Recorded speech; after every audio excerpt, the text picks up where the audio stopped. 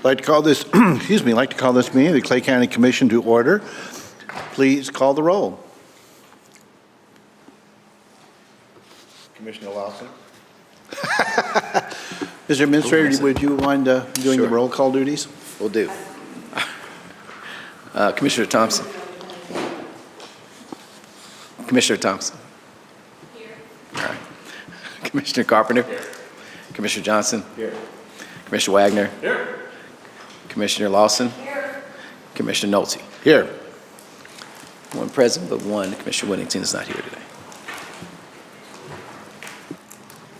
Very good. With that, we will go to approval of the agenda. Hold on, I'm on the wrong window. Commissioner Johnson. Move to approve today's agenda. Motion's been made for the approval of today's agenda. Discussion. Seeing none, you are recognized to close. I close. Please call the roll. Commissioner Lawson? Yes. Commissioner Wagner? Aye. Commissioner Johnson? Yes. Commissioner Thompson? Yes. Commissioner Carpenter? Yes. 5-0.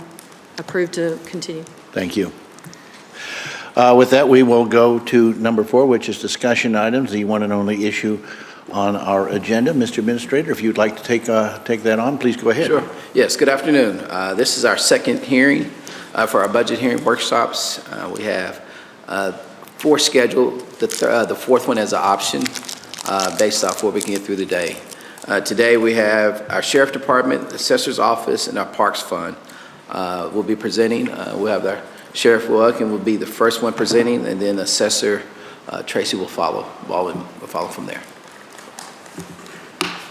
Go ahead, Sheriff. Good morning, Mr. Sheriff. Or good afternoon, excuse me. Hey, man, still morning, that'd be great. Good morning, or good afternoon, Commissioners. I'm Willie, Clay County Sheriff. Okay, I was gonna say, I can go to the first nine slides if you want me to. Here we go. All right. So the budget workshop is today. Law enforcement funds. It's a fund overview along with miscellaneous law enforcement funds and the budget highlights. Our next one is our assessor funds. Thank you. With the fund overview as well as budget highlights items. And the last one is our Parks Fund. Same items, but the Parks Fund would include our capital use tax funds as well as budget highlights. And the last portion of your presentation would include the budget calendar. Again, this goes back to our strategic focus areas of safety and well-being, financial sustainable, along with economic opportunity, infrastructure, and employer choice. As mentioned in our first budget presentations, those will be our 5 focus areas that we have each of the budget presentations were initiated from, and will show how the funds will go on to support those different 5 actions.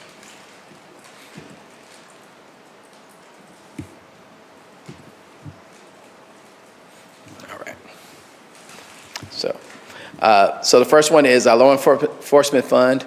We're at $33 million for that one. The general fund was about 45% of that, along with our prisoner boarding, along with all other revenues, as well as law enforcement sales tax and the general sales tax.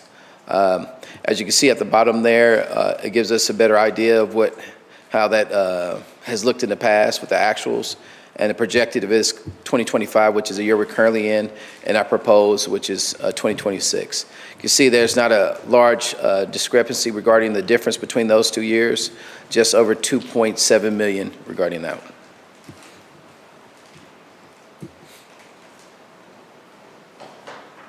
This one here, that was our revenue. This one is expenditure-wise. It goes back to how that money would be spent. As mentioned before, that personnel is a very large portion of that, along with contractual, and the next one is commodities. Of that, $26 million is personnel, and then you can see the other items are contractual commodities of 5.3, and the other one's 1.6.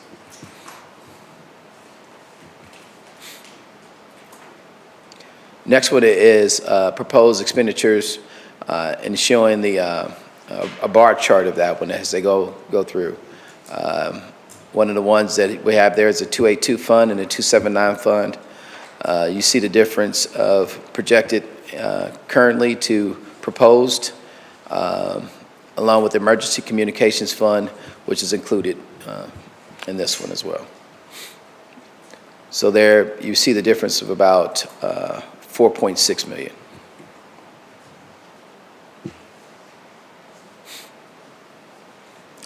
So your total for your law enforcement funds is 39 million, just under 40 million. Personnel, capital, commodities, and contractual.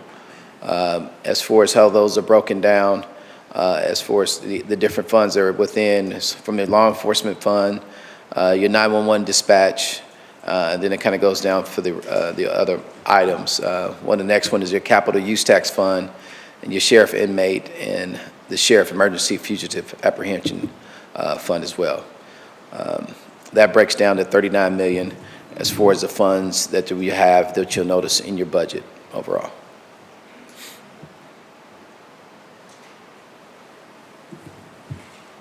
From there, Okay, good afternoon, Commissioners. Will Aiken, Clay County Sheriff. So what you're seeing here is a breakdown of our organizational structure. It's basically the same that it has been for the last 3 years, with the exception of 2 areas. If you look on the top in the grayed out area, we have strategic development, and on the other side of that, special projects. Strategic development is something that we're venturing into, moving into 26, because one of the things that I realized was we're doing a tremendous amount of work on recruiting and retention for all of our entry-level employees to set them up for a successful career, mid-level career for leadership advancement, professional development, but we've done very little for our employees who are nearing retirement. And so we looked across the country. We've read literature. I've read literature from the Senior Management Institute for Police, Police Executive Research Forum, IACP, which is the International Association of Chiefs of Police, and there's very little out there that has a strategic plan for people who are nearing retirement. Now with that though, there's a tremendous amount of literature out there on the suicide rate and rate of longevity for law enforcement after law enforcement when they retire, which is 5 years. 23 years ago when I got into law enforcement, it was 7 years. So we've actually decreased that by 2 years in the last 20 years. Law enforcement experiences between, they estimate 700 to 900 critical incidents in a 20-year career. The average person in America experiences maybe 5. And so that's why we see the high suicide rates after retirement. Well, we don't want that here in Clay County. And so what I've tasked one of my commanders to do is look at the career progression for all of our employees and come up with a plan for exit, a successful exit from law enforcement. But that's also going to be, how are we evaluating what we're doing as far as professional development amongst our ranks through a 20-year career? Now, fortunately, we've got great people who've been here for almost 40 years. Well, we need to make sure that we're taking care of them as well. And one of the things that has been identified in a lot of literature is the fact that once somebody retires from law enforcement, they feel absolutely disconnected. And so we're looking at how we can stay connected to those who have served Clay County with many years, decades of their life, and keep them connected with the community. So it's something to ensure that they still have some of their identity left that they have given to Clay County. The special projects, I know we've mentioned this, we've talked about it real briefly in previous commission meetings, is we're gonna have to venture into possibly building a new jail within the next 10 years. I hope it's not in 10 years because we're in dire need of a jail now. And I'm hoping that we can start that process of assessments and land and everything else that goes with it. So with that, I'm going to need someone who can be dedicated to a project of that magnitude. So that's the Sheriff's Office structure, organizational structure. Does anyone have any questions about this before I move on? I see no one chiming in, so please proceed. Okay.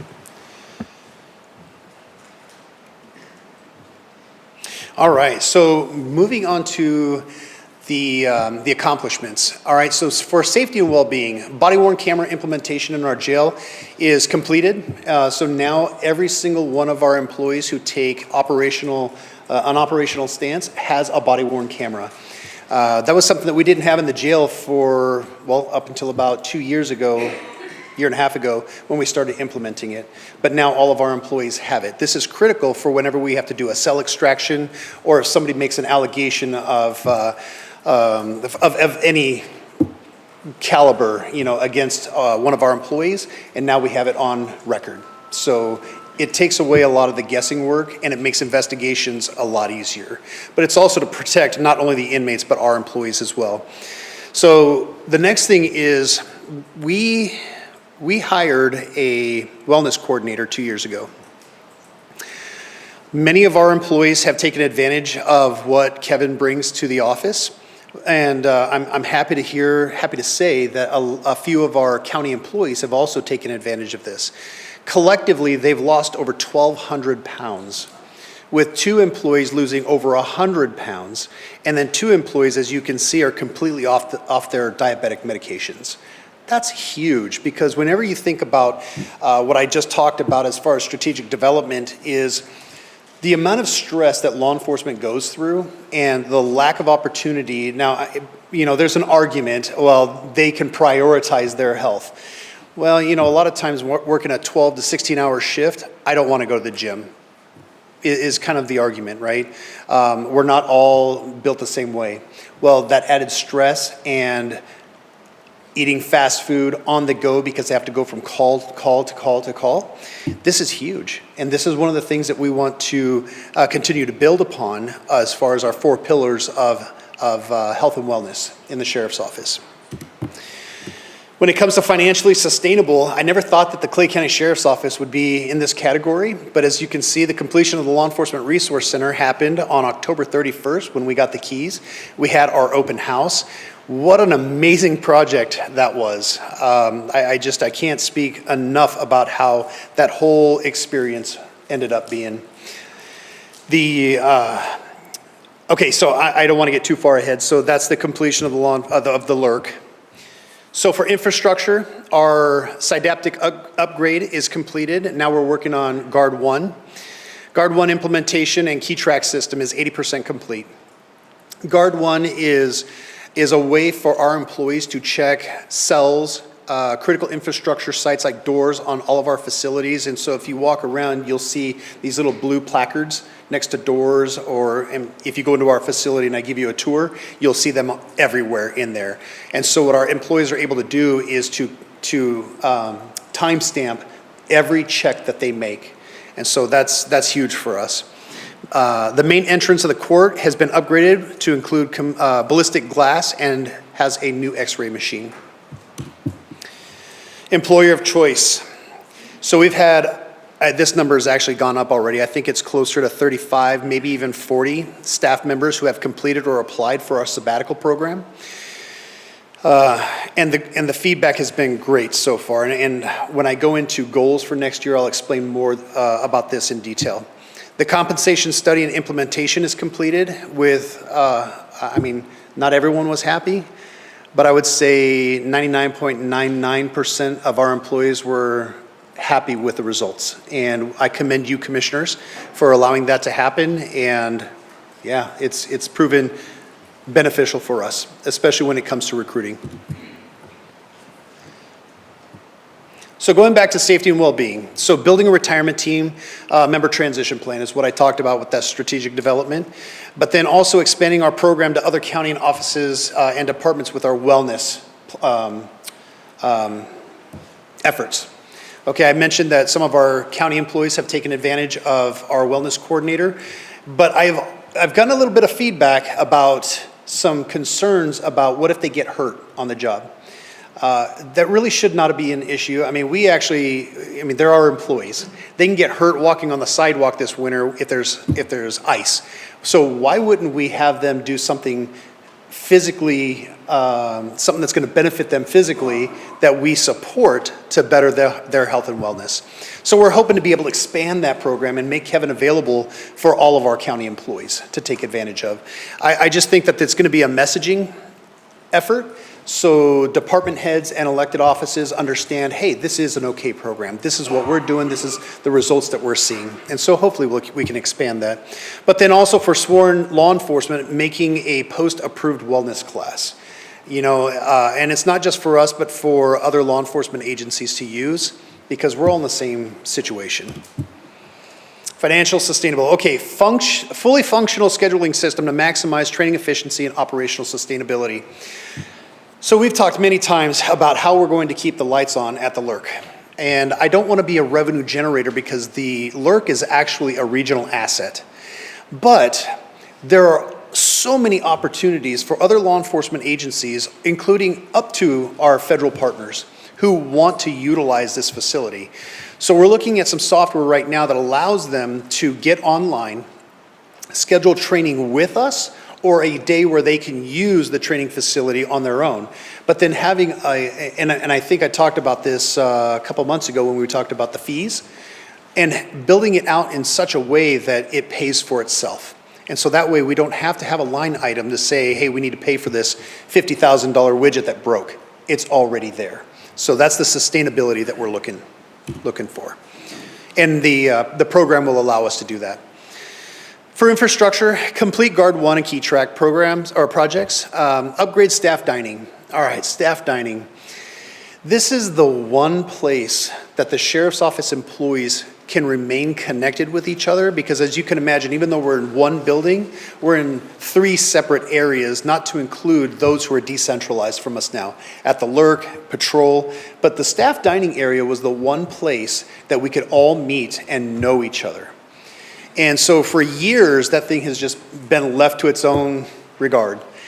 We've taken steps by working with American Vending, I think is who it is, or our vendor, I'll just say our vendor, to bring in an updated health food option. I mean, there's still other things in there, snacks, but bring in an updated vending machine solution, and they did. But in order for us to do that, we had to upgrade it, electrical, we had to upgrade the Wi-Fi, because everyone pays with cards nowadays. They don't pay with money.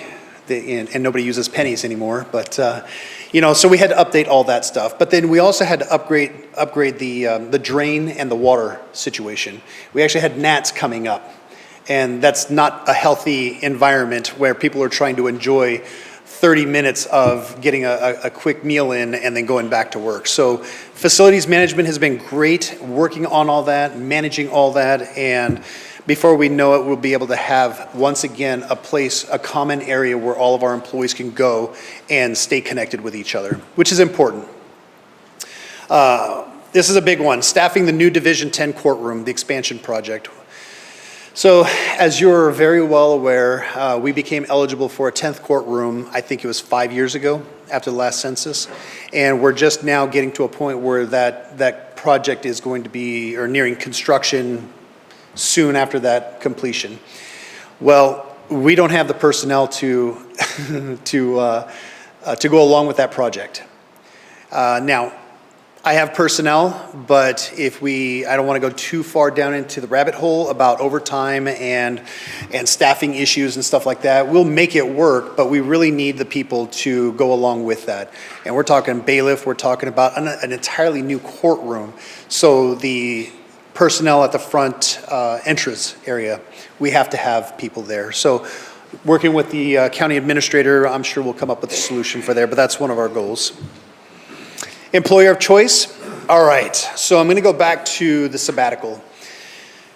The commission voted to approve our clinician to work with, because I think it was 2 years ago, maybe 3 years ago now, the state of Missouri voted on the Officer Bill of Rights. Well, in that Bill of Rights it mandates us to get checked every 3 years. Okay, we have to go to a clinician. Well, Rachel Willoughby Green is our clinician, and she's been working with us on the sabbatical. And what I mean by working with us is anyone who becomes eligible to go on sabbatical, they have to go to a pre-meeting with her, not to check out where their mental health and wellness is at, but basically let them know this is how you take time off. Okay? Can you ever imagine being in a situation where somebody has to tell you or give you permission to be comfortable with taking time off? Well, in law enforcement, we have to do that. So she's doing the pre-survey there.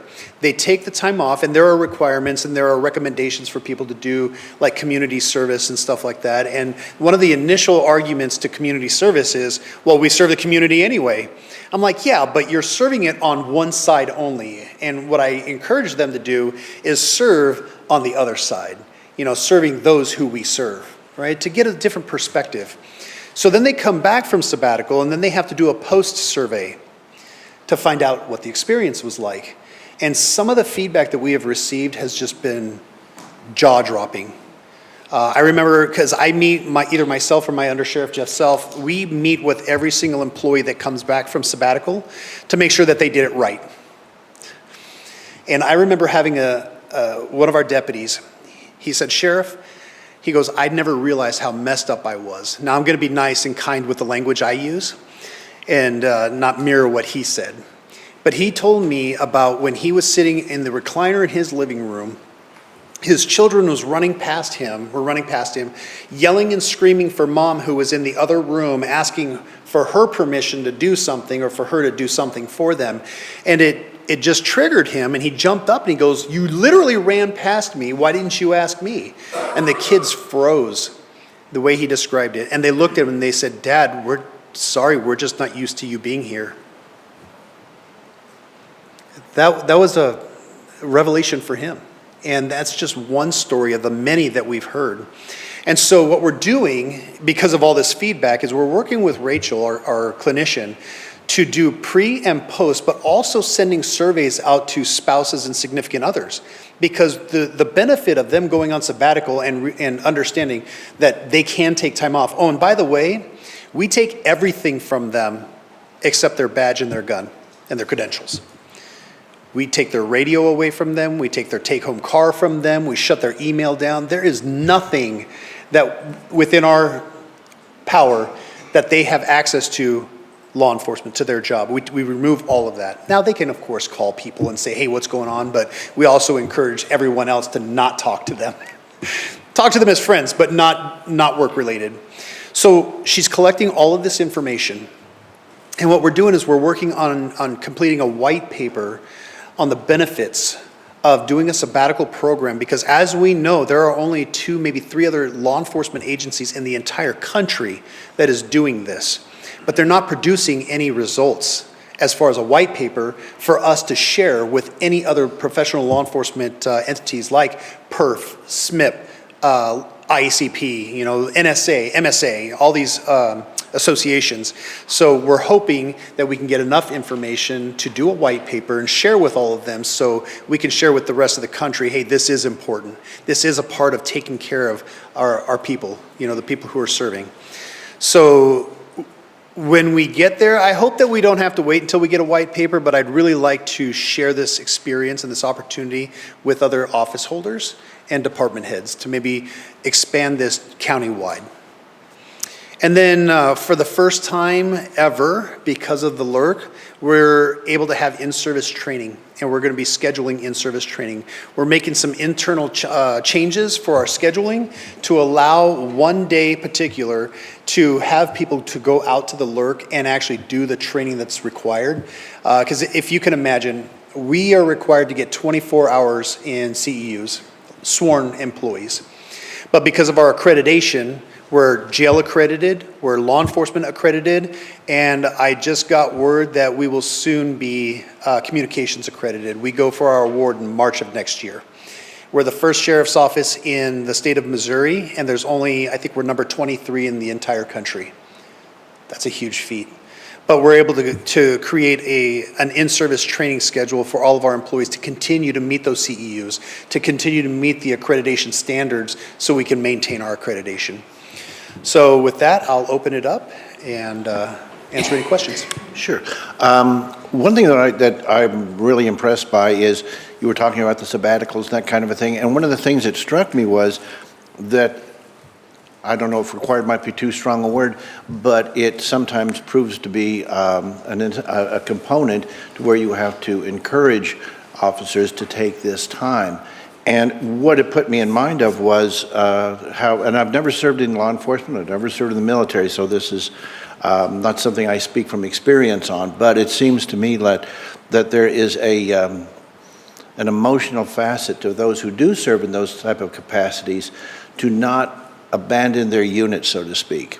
And so I'm like I say, while I don't have the experience to draw on, I think I can at least to some small degree appreciate just how important that is, because it's one of those things that it seems to me is easy to kind of, those who don't have that experience say, oh, okay, so you're encouraging, that's good, you're keeping them informed, but I do not have the experience to totally appreciate, but I want to arrive at a greater appreciation of the idea that this unit cohesion, which is a vital component to the job that you folks do, is also has the other side where you don't want to leave the unit. And I am glad that recognition is there and that you are encouraging these officers to do that. In the past, when we've gone through the issue of overtime, obviously there are financial components to that, and that's not what I'm talking about right now. My main concern when I see overtime numbers is not how much it's costing the county, because to keep the public safe is going to cost what it's going to cost to a large extent. What does concern me is when I see the number of hours sometimes that are being accrued and the danger of burnout or of the emotional stress that it causes. So I mean, I think that's something that is universal across law enforcement, and I'm very happy to see that is something that you are so focused on, because I think it is cutting edge and groundbreaking. And I think when we worry about how we are going to, maintain our level of excellence in law enforcement, it's easy to not give it the emphasis I think it deserves, and that is the emotional and mental well-being of our officers because of the high-stress job they do. So I just want to say thank you for that, and I'm glad that you are not only working in that direction, but you are pushing ahead on that. So thank you. Just to add to that, if you recall, during the compensation study, the Clay County Sheriff's Office was 20% attrition rate, which was double the national standard. When we first discussed the sabbatical program, we had to beg employees to take it. They didn't want to take it because of the connection to their unit. I was actually talking with another deputy on a separate sabbatical interview. He literally cut his sabbatical short by 2 weeks. And when I asked him why, he said, well, we've got grant paperwork ready to go. They're short over here, and I just needed to get back to do all this. And I told him, I was like, then you did it wrong. Like, the whole idea is to go and not think about this, because another aspect of this is this job won't run without me. Like, I have to be there. Well, reality is this: if I can't come to work tomorrow, I'm sure you're going to appoint him sheriff, right? And that's the reality. This job will continue on with or without us. But there's this perception, and we own it, right? It's like, no, I have to be there. I have to be there for my people, my team, my squad. But hey, you know what? It's okay to take time off. And because we're so big, the overtime to compensate for the sabbatical and the missing person is minimal. If you look at our numbers, our overtime numbers are really from the jail, because we're so short-staffed in the jail. From the sabbatical aspect of it, no, it's extremely minimal. I have the opportunity, the privilege to teach for Northwestern University, and they send me all over the country teaching law enforcement executives. And I brought up our sabbatical program, and one manager, I could see him feverishly writing something down, and he rose his hand and he goes, Will, it would cost us $30 million to do this. And I said, what? He goes, yeah, we would have to ask for $30 million more dollars to do this. And I go, but you're already paying them. So now you have to ask yourself, if you're already paying them, do you want to pay them sick time and them not be there and then have to drive up overtime because of the burnout rates? Or do you just give them the opportunity to reduce the amount of burnout by letting them spend time with their families away from the work environment to reset? And that's what a lot of employees at the Clay County Sheriff's Office, and really law enforcement at large, that's what they're missing. You know, when you exercise and you get tired, what do? You take a break. You feel better. You continue on. I did a 40-mile hike over 3 days to commemorate the Battle of the Chosin Reservoir from the Korean War. I hiked 17 and a half miles the first day, 19 and a half miles the next day, and then 6 miles after that. When I got tired, what did I do? I took a break, and then I was able to continue on, right? But if we're not doing that for our minds and, for our own wellness, then what does that lead to? It leads to attrition, high rates of attrition, and we've already seen that. So you're absolutely right. There's this tie to the organization, and I can't not be there because I'm going to let someone down. Well, we don't want to let them down. Well, the other thing is, of course, fatigue leads to less about the excellence of performance, and you are already engaged in a very dangerous profession. And so that lapse of concentration, that fatigue that is only human to feel, also could result in some enhanced dangers that we don't need for you folks to incur. So anyway, with that, Commissioner Wagner, you are recognized. Thank you, and thanks for the presentation. Well, it's always good to see you. Yes. So I want to go back to the financially sustainable column, and then I want to look back at a couple of numbers, so whoever wants to take that can take it. I am one, your comment earlier about the LRC is well taken. However, and I think it was one of the reasons why I supported the project, was yes, it helps us, but you can monetize the points at which we don't use it to help create something that's financially sustainable. So with that, earlier in the presentation, there was a revenue slide, and on that revenue slide, magically it happens. Was it this one? Even a little bit before that one, even, I believe, one before this one. Bingo. So, or maybe it was the slide even before that. That's it. So I was noticing on this slide the difference between 2025 projected and 2026 proposed on all other revenues jumps by a little over $600,000. And so I did not know if that was because of what we expected from the LRC or if it was something else, but I thought that's a pretty significant jump and worth a little discussion. No, that did not include revenues from the LRC. Oh, at the time. Yeah. So what are you doing to get all these other revenues? So if you recall, when we talked about the budget, I think it was a couple months ago, I don't remember the exact commission meeting, we could only provide very general numbers. So that might very well account for that. But by the time we're able to open it up, and we're anticipating the beginning of next year to finally open it up. But the challenge that we're running into is there are no other training centers like ours. Right. And no one has set a training schedule. So rather than just come up with an arbitrary number, we're trying to do our due diligence to say, okay, this is what it costs. This is what it costs for our employees to train other officers or deputies, and then trying to make it make sense. Because, okay, $200 for a training session. Oh man, $200 for a small agency like Pleasant Valley, that's a lot of money. Right. And so, when the chief or, maybe one of their elected officials questions me, well, why are you charging so much? That just seems like, highway robbery. I can say, well, it's because paper costs this, cardboard costs this, the lights cost this. Right. Our training personnel, they get paid X amount of dollars. And so we're just trying to build it out. We're not there yet. And that's the reason why you don't see it in these projections. Okay, fair enough. Anything you wanted to add, Mr. Administrator? Yeah, I was just saying that it included like SROs, things like that, as far as that. Okay. Well, very good. Well, again, I believe to your point that that there is demand for the LRC and what it has to offer, and I certainly believe there is a cost, to your point, of even turning on the lights and opening the doors. So I am sure.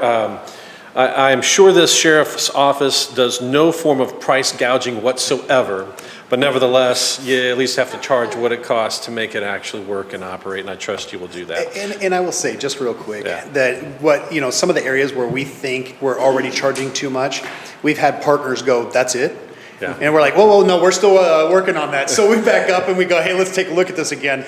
So Well, it's kind sometimes of you a- got to let them give the price That's first. right. That's just negotiation, That's my right. friend. So, That's right. fair enough. Thank you very much. Appreciate it. Commissioner Lawson? Yeah, I've got a couple of questions. And that, he kind of touched on the LERC, because I know when I was there for the open house, one of the things that I heard someone talk about was, we've already got people that are interested in training here. When you do that, do you utilize our people to do the training, or do you bring outside people in to do that training? So the easy answer is we will bring people from the outside to do specialized training, like special guests and stuff like that. But a lot of police chiefs that I've already talked with, it's more financially viable for them to send their people to train with our people when we're training our people. So using our instructors. That cuts down the overtime costs for them, the training costs for them, and if they can just pay, let's say $50 to get qualified on the range for a brand new police officer, then it's a lot easier to just pay $50 to go with our firearms instructors. And we have a very robust program. And I think a lot of people recognize that. And that's why they feel comfortable by sending their people to our instructors at our facility. They will have the option to do it on their own, but now they're going to have to do all the planning and find firearms instructors. And when you're talking about a small department like 10, 15 officers, they're going to suffer. I mean, it's just really difficult for them to find the opportunities to send to training. Okay. So what I've done was say, I've opened it up and invited them and say, hey, just send your people in and train with us. Yeah. The other thing is, I don't quite feel the same way you do about the sabbatical program, because I guess in the 25 years Jay was on the department, it was kind of one of those things, you had a horrible experience, you came into the headquarters and you're boo-hooing about it, and more or less it was like, suck it up and get back out there, this is your job. And so needless to say, we lost a few friends that took their lives because of that kind of an environment, but doing that, the thing I thought about was, and maybe I'm looking at it the wrong way, but it's humanity. How do you know the person's really stressed and needs that time versus somebody that just wants time off? Now the fact that you've got this individual that scrutinizes before they take that time off, is that somebody that is our employee, or is that an outside person coming in? So we contract with her, but okay. yeah, so when I was talking about the Officer Bill of Rights, we have to get checked every 3 years. We're actually using her. Okay. But in conjunction with an early warning system, and to your point, how do we know? Now, there's an eligibility process in order to get to the point where we even allow you to apply for the sabbatical. It's once every 5 years, and you can't take a sabbatical within a 3-year period, so 36 months. Okay. So we've really spread it out to make sense for people. Good. So along with that, we're also looking at some software, and I just gave the approval today. The vendor is really working with us. But all the calls for service that they go on, and I'll give you an example. We had our award ceremony last night, and one of our deputies was getting recognized for a 3-vehicle crash where 2 ladies died, one happened to be pregnant. Oh. But they crashed into a school bus, and this deputy went out there and he dealt with all that. And what I asked the audience was, what do you think he did after that? After he wrote his report? He hit the road and he went to the next call for service. And so we have deputies that are experiencing critical incident after critical incident. And so this early warning system that I'm talking about will actually take into account all the calls for service, and without our manipulation, the system figures it out for itself, and it will let our professional standards unit know, hey, we need to check on this person because they've gone to 5 suicides in the last 3 weeks. And so now, instead of us waiting for something bad to happen, then ask the question, hey, are you okay? The system will allow us to see that they've gone to all these critical incidents, and it's flagging that employee just for us to go, hey, we need to check on that employee Good. and see what's going on. And if they're giving us the good old, nope, I'm fine, everything's fine, then what we will do is turn around and say, hey, you know what? You need to go see Rachel. Because they may not tell us how they're feeling and how they're truly feeling, but they may tell somebody who has built a little bit of trust with them. Yeah, exactly. Yep. Well, you know, you did have 20 staff that did that. And so now those people are not eligible for a period of time, like you said, which I think is great. And then the other thing is, have you built into your overtime budget backfilling for, just as an average, like 20 people a year that take it? Have you built that back into the budget for overtime expense? No. And the reason why is because we just got these numbers, right? So we're tracking them, but we don't know the impact. Now, keep in mind that the 20 employees aren't necessarily in the jail. So they can take time off and not affect our operations. So it's not like we have to backfill them. Now, our jail employees, we may have to backfill them. And so we're still compiling the information okay. so that way, you know, let's say one more year in 26. By the end of 26, we'll have a much better idea on how to plan for 27 and then build it in. But it's still, we're really in the data collection phase with this. We don't know what we don't know.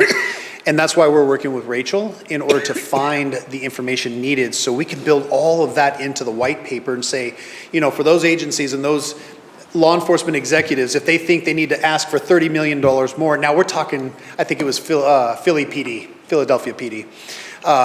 No, you don't have to do that because you're already paying them. What you really should look at is how much overtime are you really using? How much time is with them being away, how much is it affecting your operations? Okay. So it may not be a financial piece, but it might be an operational piece. Yeah. And we just want to make sure that we cover all bases. Okay, great. Last question, the Lurk, which I think is phenomenal, really beautiful facility. But something you touched on, so as an example, you bring all these people in and they train from outside, they use the range, whatever. Then will there be like a little budget area where you'll take the money that you make on that Lurk and put that into a certain place so that, like you mentioned, say that something breaks on the range and because of use, a lot of use, then now you've got the money that you can take from profit from the Lurk and fix that. Are you going to kind of have that kind of? Absolutely. setup? Right now it's going into our coffee fund and I'm just kidding. No, I'll be working with the county auditor, Victor, and we will create a budget line item because we still have to account for that money.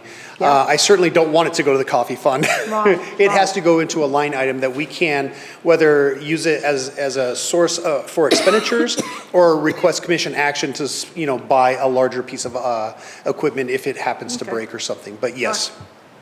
All right, thank you. By the way, the whole issue of coffee machines and all that, this county has a history on that, so we will I be saw some of watch- you smile. And we will be watchful. Commissioner Johnson. Thank you, Sheriff. Couple of questions. My first is actually for maybe our county administrator or our assessor. As soon as they get done chatting over there, they're not listening to me. So my question is, the proposed law enforcement sales tax, the projections for those. I'm assuming, my assumption is they're just conservative projections. But is there anything that we think is going to be changing next year? The reason why I ask, it looks like the proposed is $20,000 more than this year.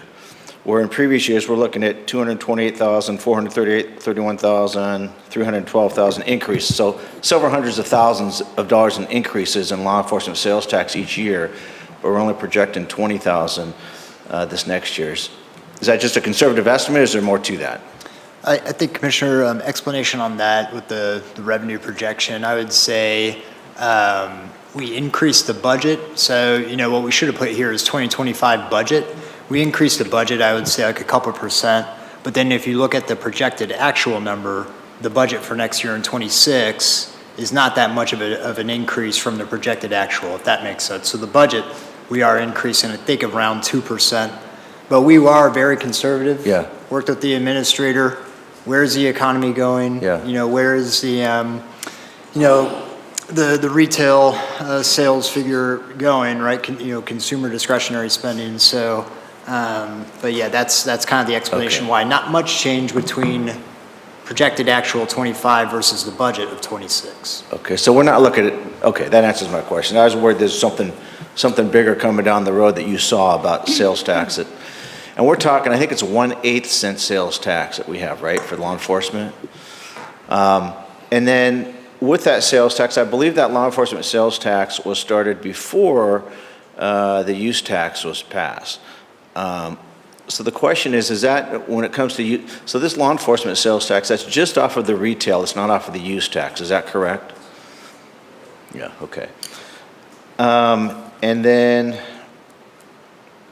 couple of questions, and I don't know if this is now the time to talk about it, if it's coming up later, but I wanted to talk about staffing levels historically. And you might not have those numbers in your mind, but I'm real curious to know about historically. When I talk historically, you know, a decade or longer, what our staffing levels have looked like for the sheriff's department, both separate from the patrol staffing levels from the jail staffing levels, and how we've gone up and down, and how those actually relate to our population in the county. I can pretty much make this real quick. The last time we had we saw a significant increase in staffing was 1993, when Sheriff Bob Boydston came into office. I believe the commission gave him enough money to hire 25 additional personnel. We have not seen any increase beyond that. Now we have, I'll just categorize it as intentional increase. Now we have absorbed other positions because we were on a federal grant, and those grants, I would say plural, grants. When we had those grants, there was always question on whether or not we were going to get the money the next year. Right. And I'll use our drug task force 10 years ago. Every year was up in the air. Are we going to get money? Are we going to get money? And finally, what it has morphed into today, we don't have anyone on this grant anymore because the commission approved to absorb all of those employees into our personnel. But just this year, they took a 50% decrease. So all the drug task force partners now have to make decisions on whether or not they're going to absorb their personnel or lay off. And I didn't want to be in that position, and that's where 5 years ago I asked the commission to take them off of that. Now, in 1999, when the renovation for our jail was taking place, it was completed in 2002. They did an assessment. They did an assessment, and even back then, they said that we needed 37 more people, and you've heard me talk about this number in the past, more people back then to run jail operations than what we had. We haven't had an increase, and when I took over as sheriff 5 years ago, we actually had to restructure and move people around, and so we're still roughly 37 people short according to the report that was created 26 years ago. You know, if you think about the population in Clay County over 26 years, think about it. I mean, I think it's roughly 150,000 people. In the last 26 years, 150,000 more people in Clay County, and we have only just absorbed different positions because of our situation with federal grants. So we haven't been intentional about that.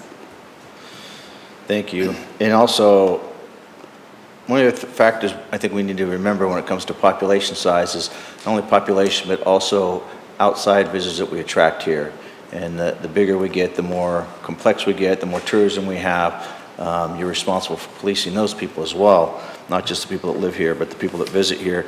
Do you know who did that study, the staffing level study that you did a while back? I don't know the name off the top of my head, but I do have it, and I'll make sure to send it to all the commissioners. I'll send it to the county administrator, and he can distribute it. It was an to the outside commissioners. company that did it? I believe so. It wasn't like DOJ or anybody like that that Oh, came no, in no, and no. did It was outside vendor. Okay. If I remember correctly, that was paid for. Okay. And then you mentioned in one of your slides that the class and comp study, that a couple of folks, or maybe some folks weren't completely happy with that. Is that just the implementation of it where they're set on the thing, or is there something more to it? Not to get too far into the weeds, Okay. but it was, there were promotions that happened, and those promotions included employees who'd only been here for, let's just say, 10 years for the sake of conversation, but they were the same rank as the other employee who had been here for 30 years. Yeah. Even though they're the same rank, they felt that because they Right. were here for a longer time, they thought that Yeah. they should have been paid more. Okay. And that was just one of the things that we just had to approach and just say, look, the pay has been messed up for a long time, and we have to draw the line somewhere in the Right. sand, and this Yeah. is where the new start is. And, once it was described to them and explained, because the vendor explained it to it, HR explained it to them, HR explained it to them, we had a conversation, and they understand. Yeah. They understood. It's always a struggle with those, implementing those studies. One of the things that, when I was working back in Southern California law officer, we actually had our own police psychiatrist or psychologist, full-time police psychologist that worked for us. So whenever we had any critical incident, we would mandate that our officers would go to that. Can't mandate them to talk, but we can mandate them to sit in a room with her for a while. Do we ever do anything like that? Do you ever do anything like that after critical incidents? Have a police psychologist come in and talk with their... So we don't have psychologists come in, but we are a part of Mid-America Regional Council's peer support team. Okay. So myself and I believe every single one of my commanders behind me are command peer support, but we also have a peer support for non-commander level. And so we always have a critical incident debrief.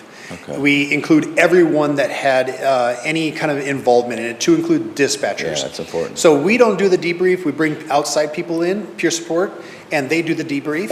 Okay. And so that's how we do it. It's mandatory attendance, voluntary participation. Okay. You threw out the jail for a second there, and I just want to follow up on that and just add my 2 cents that I think we are already behind on planning to get a jail and how we're going to make that happen. So I'll just say that out loud, that, hey, we need to be thinking about that. Actually, I take that back. We've been thinking about it for a long time.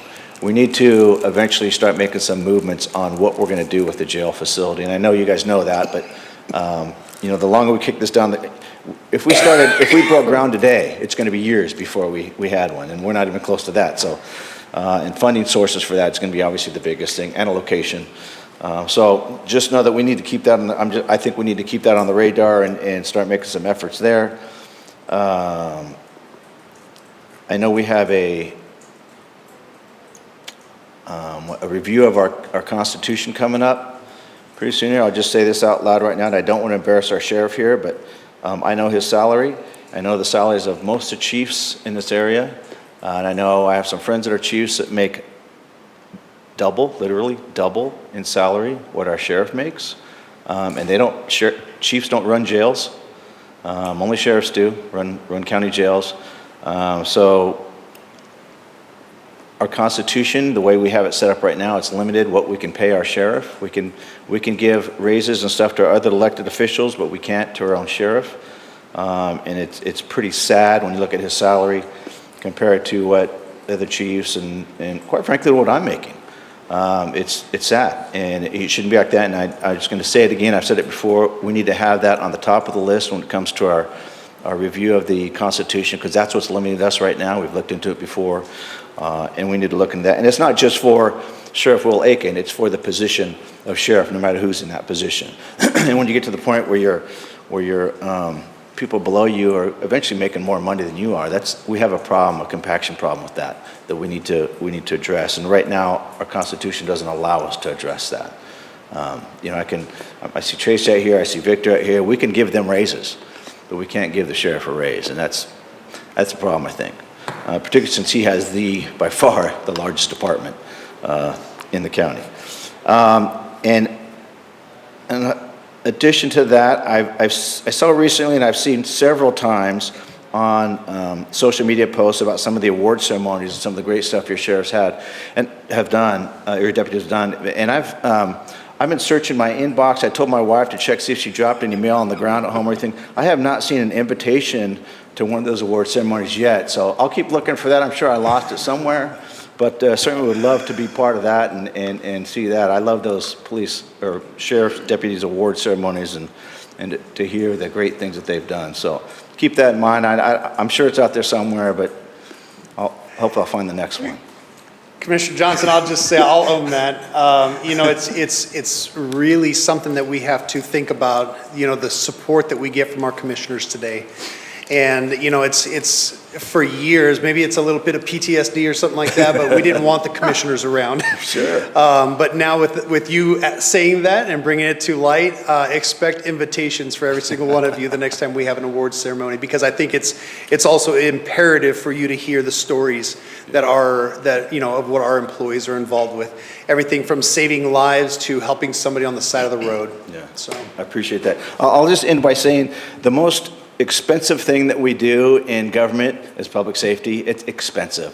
A sheriff's department is expensive, a police department is expensive, a fire department is expensive. They're just expensive things to have, and they don't generate a whole lot of money for us. They're not designed to, if the sheriff's department or the sheriff's office, I keep saying department, old habit. If the sheriff's office was a business, it'd be out of business day one. Same with the police department, same with the fire department. They don't generate money. That's not what they're made to do. But what they do is the most important thing I think that government is responsible for, and that's public safety. And so I've said this before, I'll say it a million times. I think the number one thing we should do as a government is make sure that public safety is our number one priority, and that we properly fund and do public safety right before anything else. To me, that's the priority I think every government should have, is properly funding and making sure we do public safety right, because everything else is connected to that. Your schools, your businesses, your quality of life, the value of your homes, your insurance rates. I mean, I can go on and on of everything, and most people don't think about that. But the safety of our community underscores everything. I mean, it's at the core of everything else that we do and the success of everything else we do. So just know that I'm a big supporter of public safety. And that's not just the sheriff's office, but also our prosecutor's office. And there's several entities that are involved in public safety, but those are obviously the big ones. And I get that they're expensive, and a lot of times it's hard for other people and quite frankly other departments that we deal with to have to wrap their mind around, hey, why is the sheriff's office getting so much money? There's a reason for that, and there's a reason why I think government has to keep that at the forefront, that we need to keep public safety number one, no matter what that looks like. Because once that fails, it's hard to get it back, and everything else starts to fold with it. So just know that you guys and gals in the sheriff's office have my complete support. Obviously, my background is in that, but I think aside from my background, I moved to Clay County specifically after doing the research on crime. And I want to keep it that way. I don't want to become like some of the other counties that haven't been as vigilant in trying to do that. So that's important to me, and it starts with our budget process. We've had that class comp study done, and I've said it before, class comp study is worthless unless we actually stick to it and use it.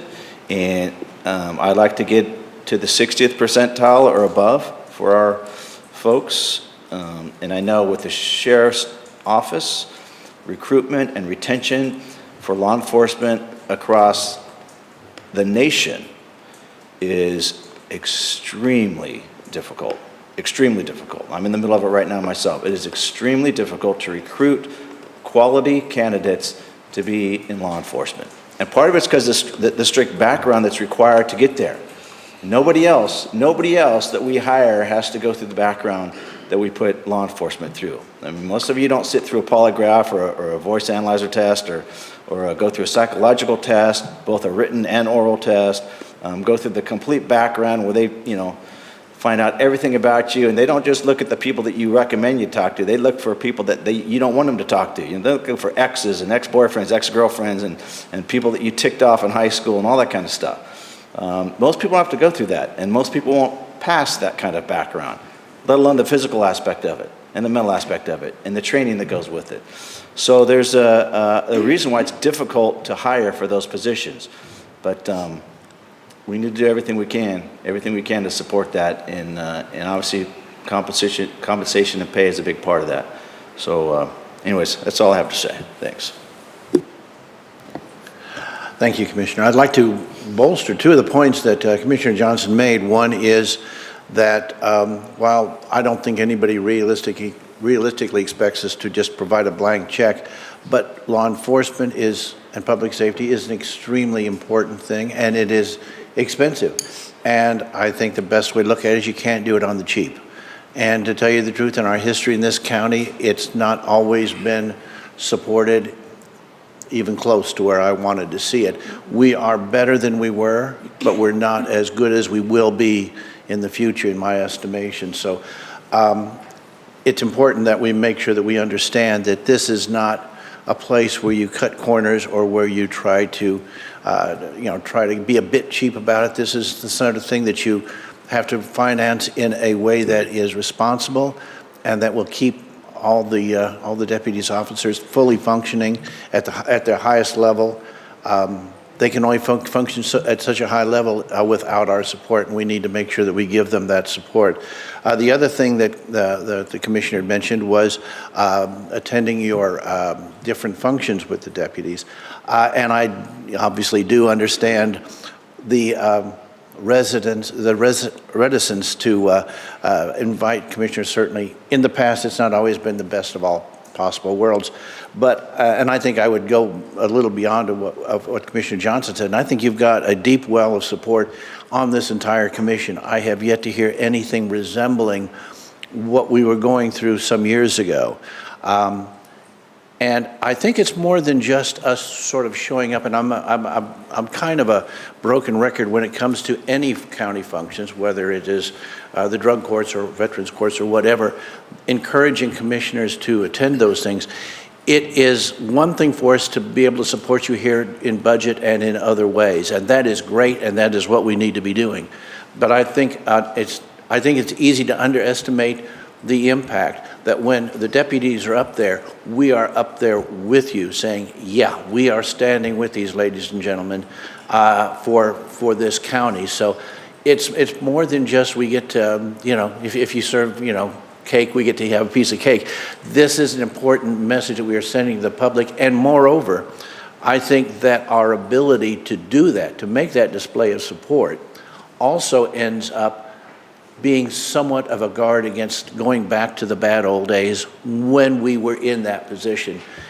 So like I said, I totally understand the mind, well, not totally, but I certainly understand the mindset that was spawned by those dark days.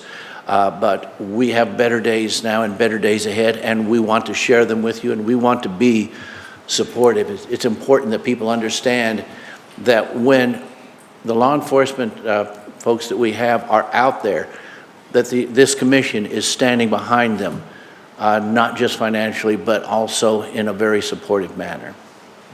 And to add to that, Commissioner Nolte, it's not just our deputies or our employees, it's also their family members.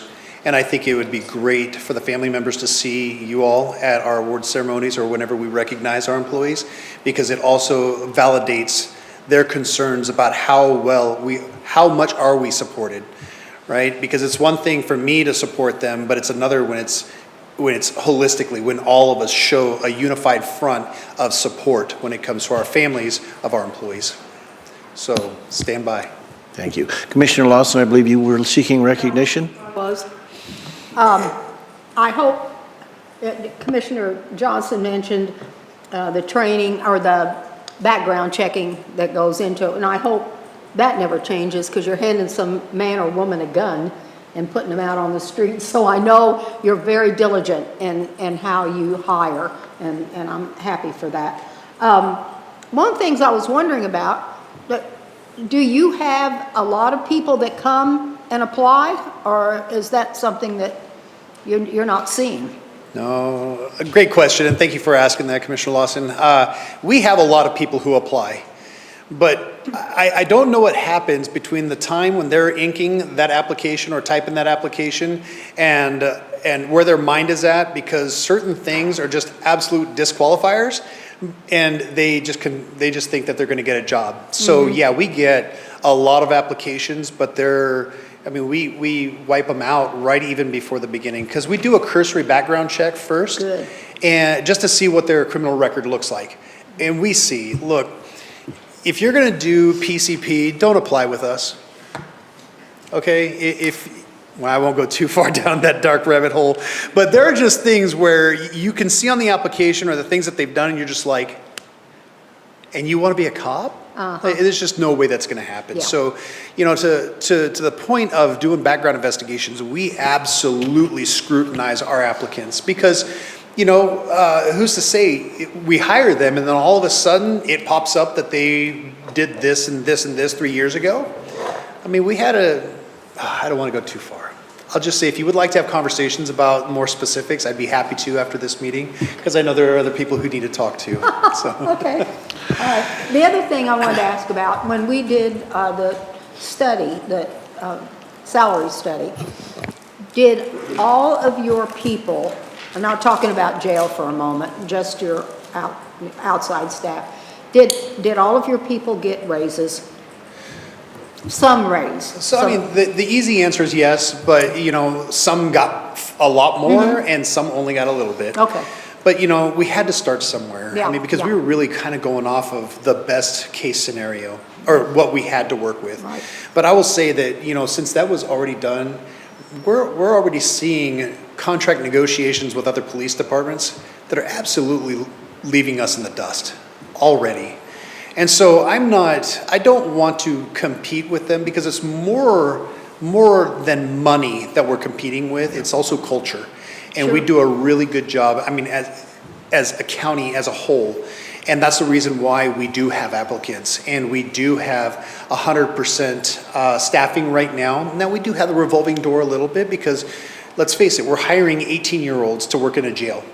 Wow. They have friends in South Korea, but they don't have friends here. Why? Because they're playing video games. Yeah. And to try to go into that environment right after high school, it may not be the best setting for them. So even though they passed the background and everything, we do have to excuse them. But we do have applicants that are waiting. I think right now we have about 7 to 10 applicants literally waiting. And so it's just a matter of time before we can rotate them in. Good, good. Well, I was pretty sure that there were people, other staff that got nothing. So I'm pleased that, you saw all of your people getting something. Yes. And then there'll be progression. Yes. You got it set up that at next year after, that salary will progress upward, correct? Working with the county team. Good. Yes. Okay. I think Commissioner Johnson mentioned a little while ago, the idea of the 60 percentile. Now, I will say, even though we're not salary competitive with other agencies in the area, that is still a tremendous amount of money for our employees.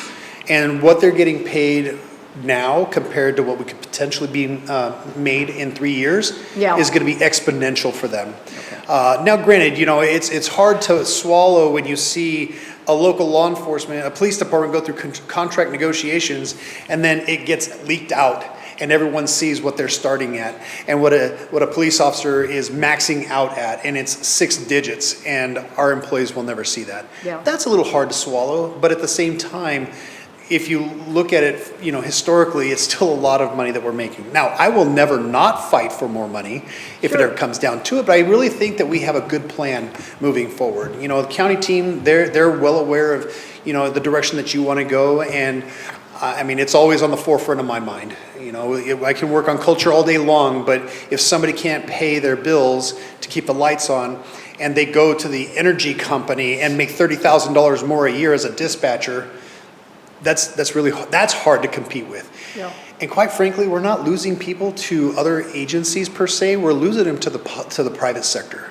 because they can make a lot more money. But I agree with you. You're always going to find that. Kansas City, is probably always going to get paid more than you are here.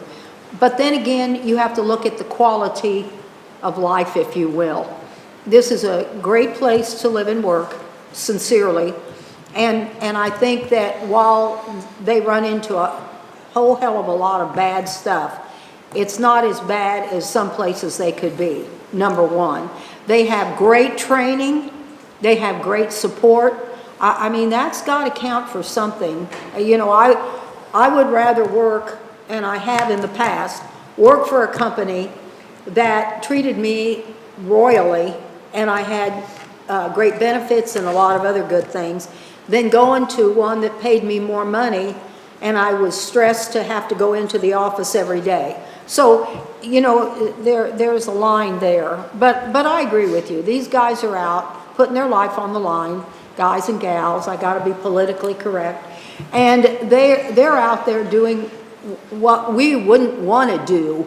So, you know, I want to see them get the best. But then I look at it as, what about the rest of these kids?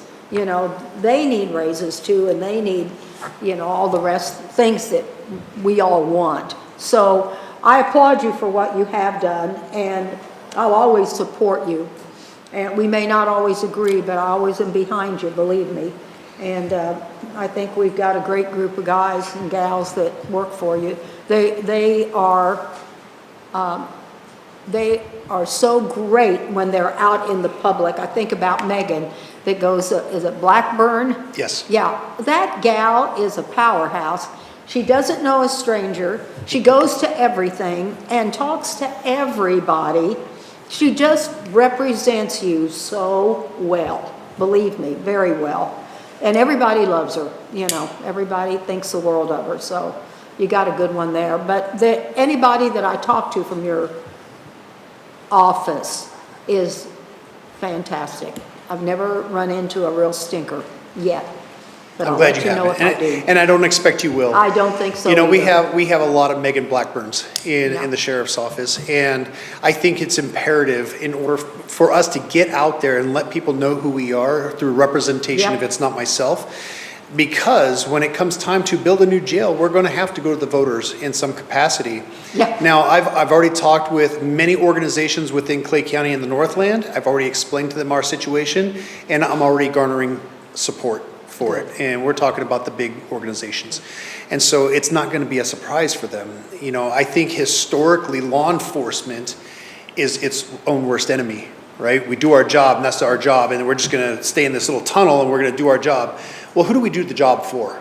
Right? It's for the people. And if they don't understand what we're doing, when we do ask for help, they're going to be like, well, what have you been doing so far? And so we don't want it to be a surprise.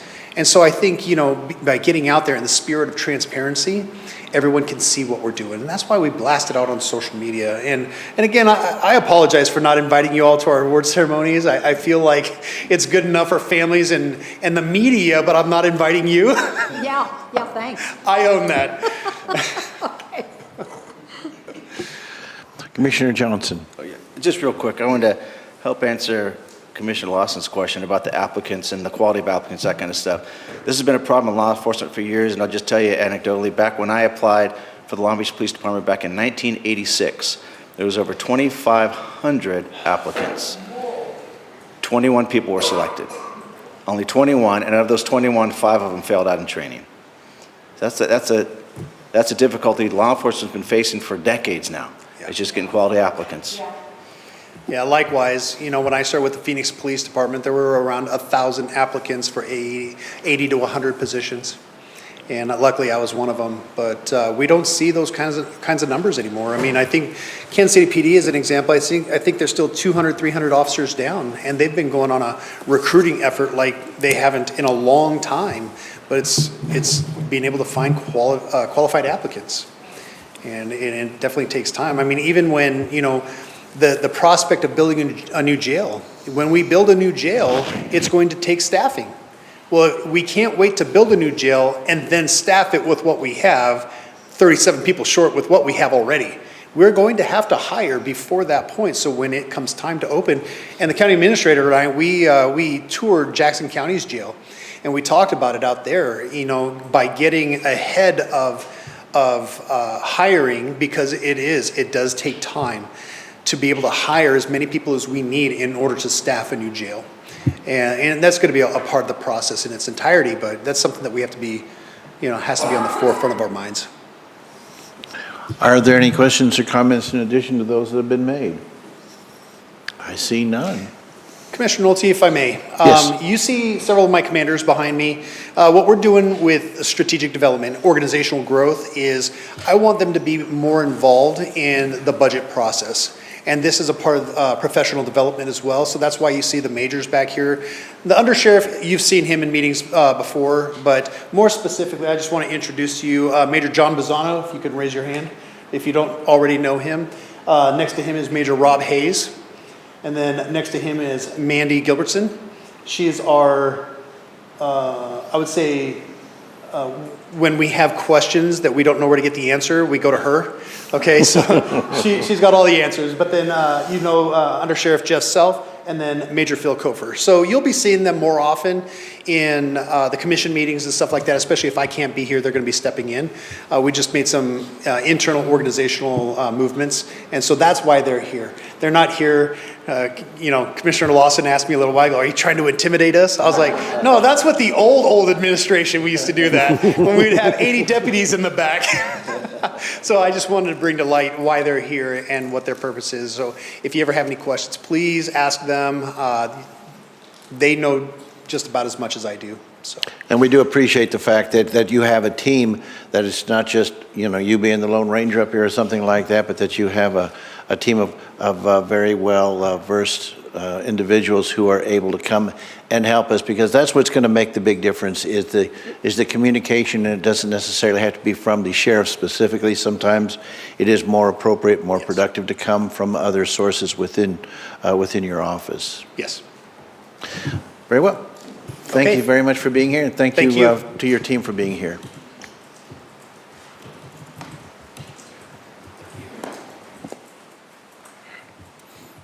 Next one is our assessor's office, assessor fund, a review. First one we'll go over is overview of the funds. Proposed change is about 8% from reassessment fund. You went from 5.3 million to 5.8. Operating fund is about 4.4, with expenditures about 1.3, just under 1.4. Breaks down the funds themselves, pie charts, which we love. It really gives a good representation of how the funds are spent. On the funding side, you have about the fund balance of about 1.9, with property taxes collecting about 3.5. The other items is state of Missouri allocation along with miscellaneous funds. But the personnel is a major portion of it, about 55% of the expenditures, with contractual items, commodities, capital, small amount there, along with transfers, and then expenditures of reserve funds. Next one, the proposed operating revenues. Majority of it is in property tax fees, as you all are pretty familiar with in those collections. And as far as the expenditures, personnel, 72% of that will be spent towards personnel. Then your next one is contractual. That's 4.4 million.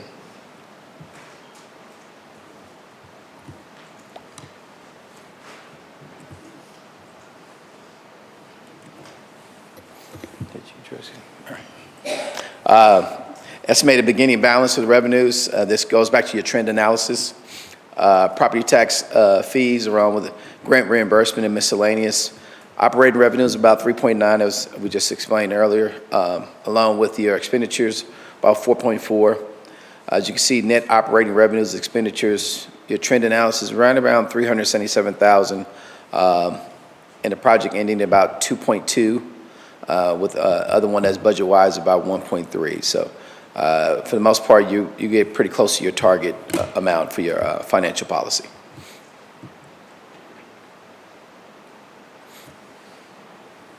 Assessor's fund. The other one here is our shows our funds as they go throughout the year. This is one we talked about before when you talked about the fund balance, but this is with fund balance. We talked about that last week. They show the difference there for the proposed amount in comparison, and it has to go up to projected. So the amounts that you see to show the major difference include a fund balance regarding that one. But it breaks down, it shows you pretty close to about 4 million, 4.5 million.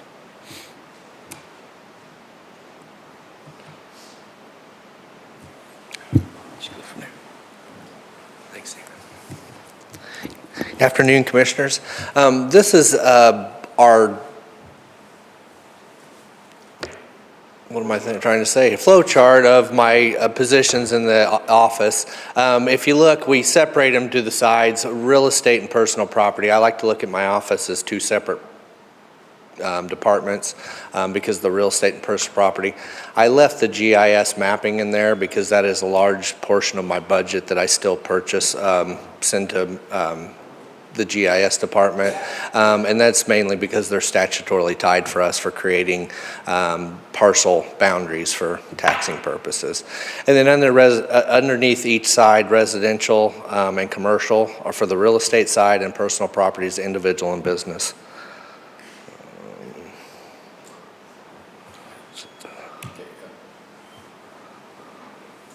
For 25 accomplishments,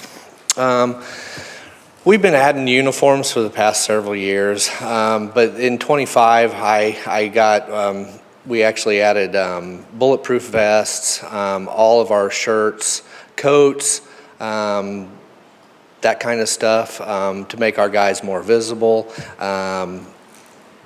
And it really is for both public and staff. Before, I had a lot of that stuff that was mandatory we were wearing. We had a lot of calls. We were also driving our personal vehicles. We'd have taxpayers call, who's on my yard, why are they here, that kind of stuff. Today, with that kind of stuff added, we have virtually no calls anymore. Oh, that's the wrong button. For financial sustainability, this is one of my proudest things. Sustain our cash carryover, projected increase from the 1.684171 in 2024 to at least 1.9 million at the end of this year. Public information, that's always something that we're trying to get out, work on. I've got some goals that on the next slide that I'm going to show that we're working on. SB 190, although my office was essentially not really part of the bill or the language of the bill, we've been instrumental in helping with the advice and working to get those done. That has been a continual project that, you know, different things pop up and we've had to jump in. Infrastructure, I added a commercial software to help value our commercial properties in Clay County. Commercial buildings are always the hardest to find data on. We added the software this year to help with some information with that, and it's been incredible what it's been able to do for us. Also, I've added this year 3 county cars, brand new, that was purchased out of our budget. And that's kind of a historical point. We've never had assessor's office cars ever in the assessment office. When I started getting the used cars from the county, a lot of them were 200,000-300,000 miles, needing work. A lot of them, they made it for a year with us. Towards the end of those years, we started having alternators or tires or batteries or things. So it was always my goal is to buy our own and have brand new vehicles and we could stay in our own fleet. So this year was the first time ever that I purchased 3 brand new Broncos for our staff, and you can see the new logos and stuff that we've got in service. For 26, this is pretty much always a goal. Continue to find ways to assess workplace safety and efficiency, and that goes for the guys and the staff out in the field and in the office. So we're always looking for ways to do that. Financially sustainable, again, the assessment fund is always a big thing for me.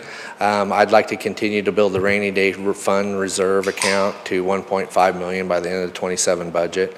Public information, we are currently working on some flyers and some information. It's a new climate. The sheriff talked about that, of the public, of what the concerns are with people. We have people with threats and concerns, and even the other way, with citizens worried of who we are if we're not who we are. So what we're working on right now is I'd like to give out like a yearly newsletter and kind of show some of the numbers, some of our appeal processes, some of the numbers of our appeal process, things like that. And another thing we're working on are door hangers. So when we go out and do our cell reviews or building permits or any kind of reviews, when we knock on the door, that's one of the first things that we'll do when we go on the citizen's property, is we knock on the door to let them know what we're doing and why we're there. A lot of times it is through the week, so most people were working, so there's not people there. But we also have Ring cameras and all kinds of cameras and security systems now. So people will call after the next day and want to know. So we're actually coming up with some door hangers. If you're not there, we'll hang it on the door and it'll give a little bit of why we were there. And then continue with the SB 190 work.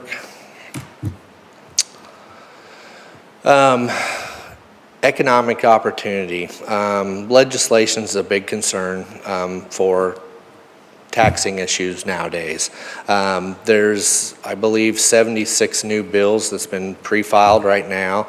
I'm constantly monitoring those. And the main reason I monitor those is because that's part of my job. If something changes with legislation, that's the law that I have to follow. So I keep an eye on those very closely, and if we have to have any changes in those. And lastly is maintain, monitor vehicles and software and hardware. Software, speaking with the SB 190 stuff, we know how important software is in the county, and also how expensive it is. Our real estate software that we had just recently purchased in 2017, and it's doing great. They do go out of date fairly quickly, and those are very expensive to replace. Hopefully I won't be here for a next conversion for the real estate and it lasts long, because it is quite a project. Personal property, on the other hand, we've talked about it. The collector's office's software is outdated. Ours is probably about the same age as that one. I've talked with Damon and Dieta and some of the others about if we look at new software for the collector side, of how we could integrate it with the assessor's office. The reason that's important is because every time you walk in this building, there's people at our county, and it depends on what time of the year is. But right now, when bills are going out, most of those are people that forgot a car or didn't add a car, had one that they put on that they didn't need to. So we call those supplementals. And there's also court orders and different things. But the way that works is it has to go upstairs to the clerk's office with a piece of paper. The clerk's office has to enter it and send it back to the collector's office. Not only would that eliminate a lot of the paper that we use in this building because of that up and down, it would also increase efficiency for your citizens. So citizens typically will have to wait for that process to play out before they can get their bill. So when you see somebody that's coming in right now, we typically tell them it's 24 to 48 hours to get your updated bill. And some of that reason is because of the travel of this paperwork. So we are open to looking at this software when it comes, but that is one of my critical things of building up our rainy day fund. When I started or was elected in 2020, I don't know if any of the commissioners have heard this in the past, but when I started, the general fund was paying about $350,000 of our budget, the assessment fund. Today, you can see my carryover's grown to, over $1 million. We've bought new vehicles. And so that is why that rainy day fund is so critical to at least my department with the way the assessment fund works, is because that's how we purchase new things. And to build that up, that's very important to me. So that's, I know it's less than what the sheriff's was, but it's never easy to follow the sheriff's office, so I'm open to any kind of questions. Are there any questions or comments from commissioners? Commissioner Wagner. Thank you.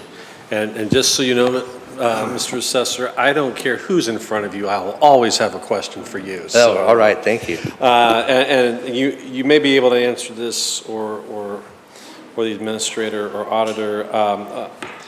And maybe I was just looking at the wrong thing, but I'm trying to reconcile what I saw as far as your carryover with what I think I saw in either the first or second slide, where we were talking about what we expected end of year to be, which looked to me like a negative. Did I see that right? If you can kind of bounce back a little bit. Yeah, do you have a slide, Commissioner, or something? Let me see, I think he's talking. Next one. Before this one. Yeah, so This This trend one. analysis, okay. the net operating revenue and expenditures appears to be a $500,000 loss.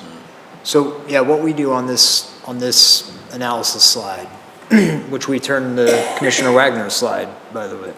You know, it's nice to be loved. Thank you. It's a good analysis. I'm glad to do it. It's a big improvement. So, but on the budget column, we basically compare total revenue budget to total expenditure budget. And that on its face does show a $500,000 deficit. So if you look at just the operating revenues of 3.9 million to operating expenditures 4.4 million, $500,000 deficit, kind of not including carryover. But then on the trend analysis, what we do is we do take 80% of the expenditures. So that $4.4 million of budgeted expenditures reduces to 3.5 million expenditures, 80%. Because that's what we find to be our trend rate of the historical actual spend. And so the expenditures reduced to 3.5 million. That leaves us in that surplus we project of 377,000. So the trend analysis is based on how many years? We've gone back at least 5, and we move that forward each time we bring this to you.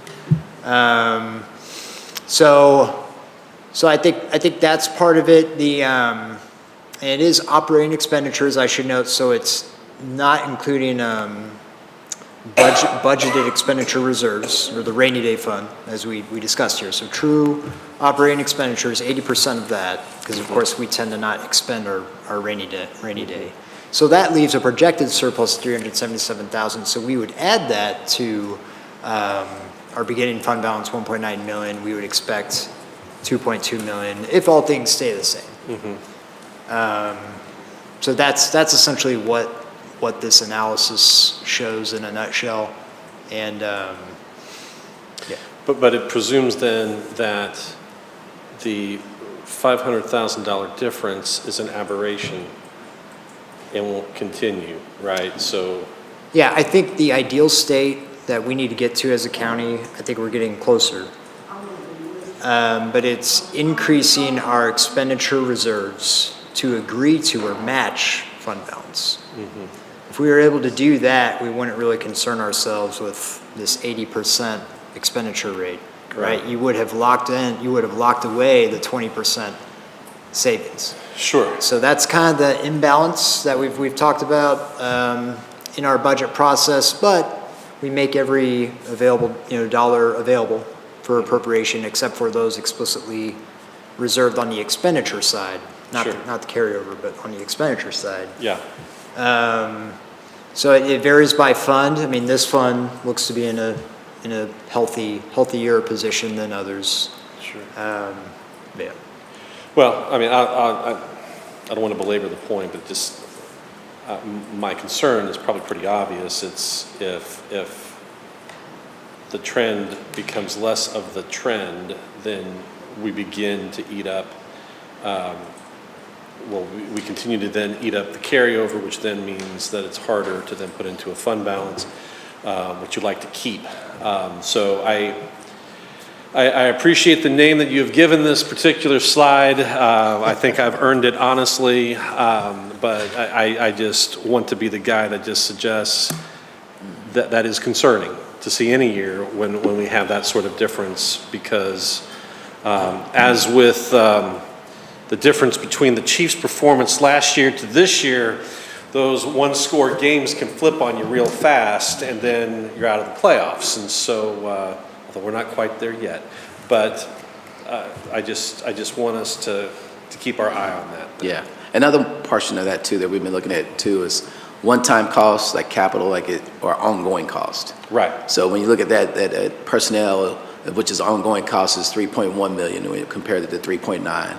So those costs, of course, you want to make sure you're not in the negative regarding that one. So those are the things we're kind of looking at too, is how do you make sure you're not dipping into your fund balance that's going to be ongoing, causing you more angst or issues going down the line. Right, no, I get it. And even when you're buying vehicles, that's a one-time cost, or Yeah. we at least assume that will be. So I understand that. It just when I see the parentheses, Oh, yes. and then I see, hey, life is good, I got to ask, help me Yeah. understand that Oh, no, connection. that's So, very good question. okay, thank you very much. Any other questions or comments from the commission? I see none. Thank you. Thank you. And thank you for the job that you've been doing. It's not, it's been challenging, certainly in more recent times. As I'm going through this, one thing I didn't Oh, please, I'm sorry. in there, one thing I just noticed real quickly is I also remembered something about the sheriff's office. In here, there should be something that we do send a lot of education on our staff, especially on the real estate side. That was one thing that I added also when I started in 2020, that any new staff in our real estate goes to classes for appraisal. At least the first step, which is the beginning of 101, which is kind of the introduction of appraisal world. That's mandatory in my office.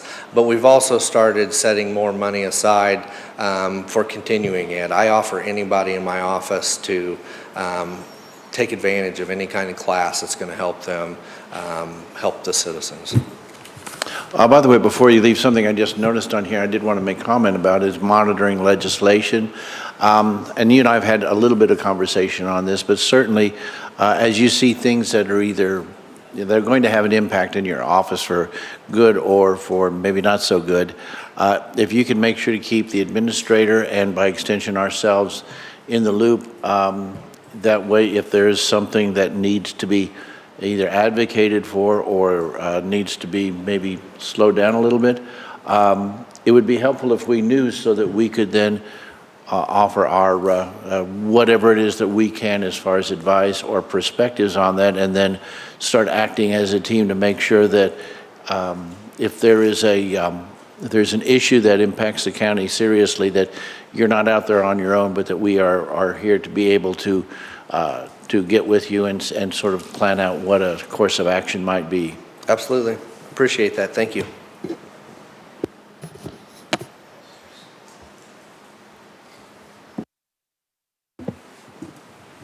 One thing, Tracy, I did not notice on your budget, he's gone. No need. I was actually going to mess with him.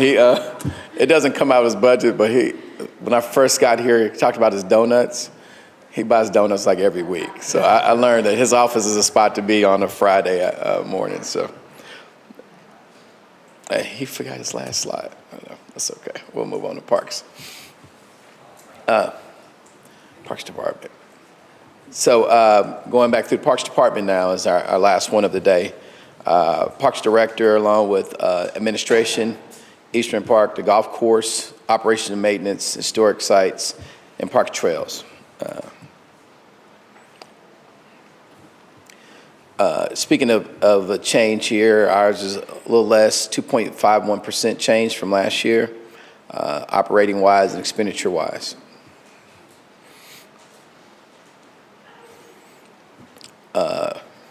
And this one here, the revenue-wise for total revenue compared to operating revenue, it's 8.89 compared to 6.1. The total revenue is emissions, cash carryover, leases. The other one is retail sales, property tax, and general sales tax allocation. On the operating side, you have pretty much the same items, emissions, general sales tax, but the one you see the major portion of there is not shown as a cash carryover.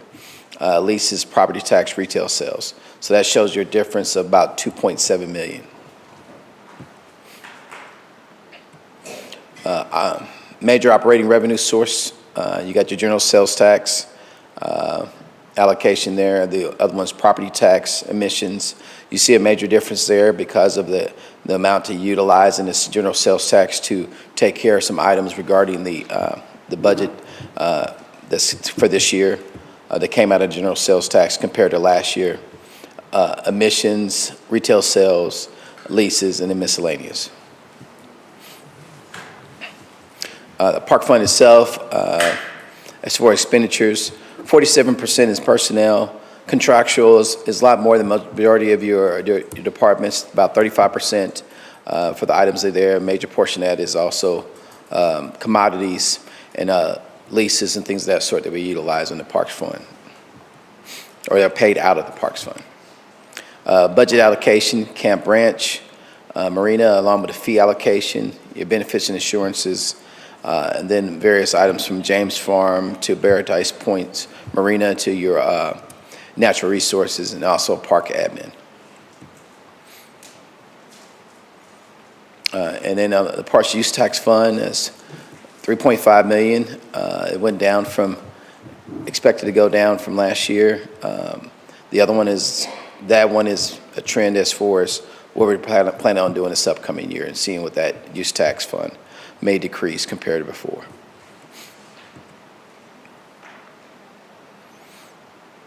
This one here is a pie chart of what was just spoken of.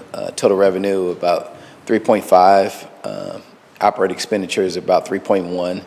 That does not include the cash carryover of about 400,000.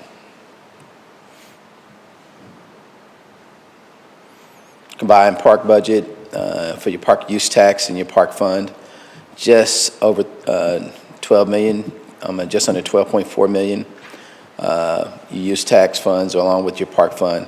Personnel, contractual, your two major portions, 37 and 36% of it. The other one is 10% capital items as well as commodities. I'll have John do the rest regarding it.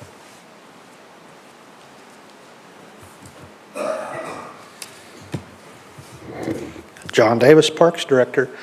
I'll go over some of our 2025 accomplishments and under safety and well-being. Earlier this year, you met all of our park naturalists, 7 interns, and there's 3 full-time staff. Over 2025, they've had 138 public programs. That's actually climbed a little bit since this slide was made.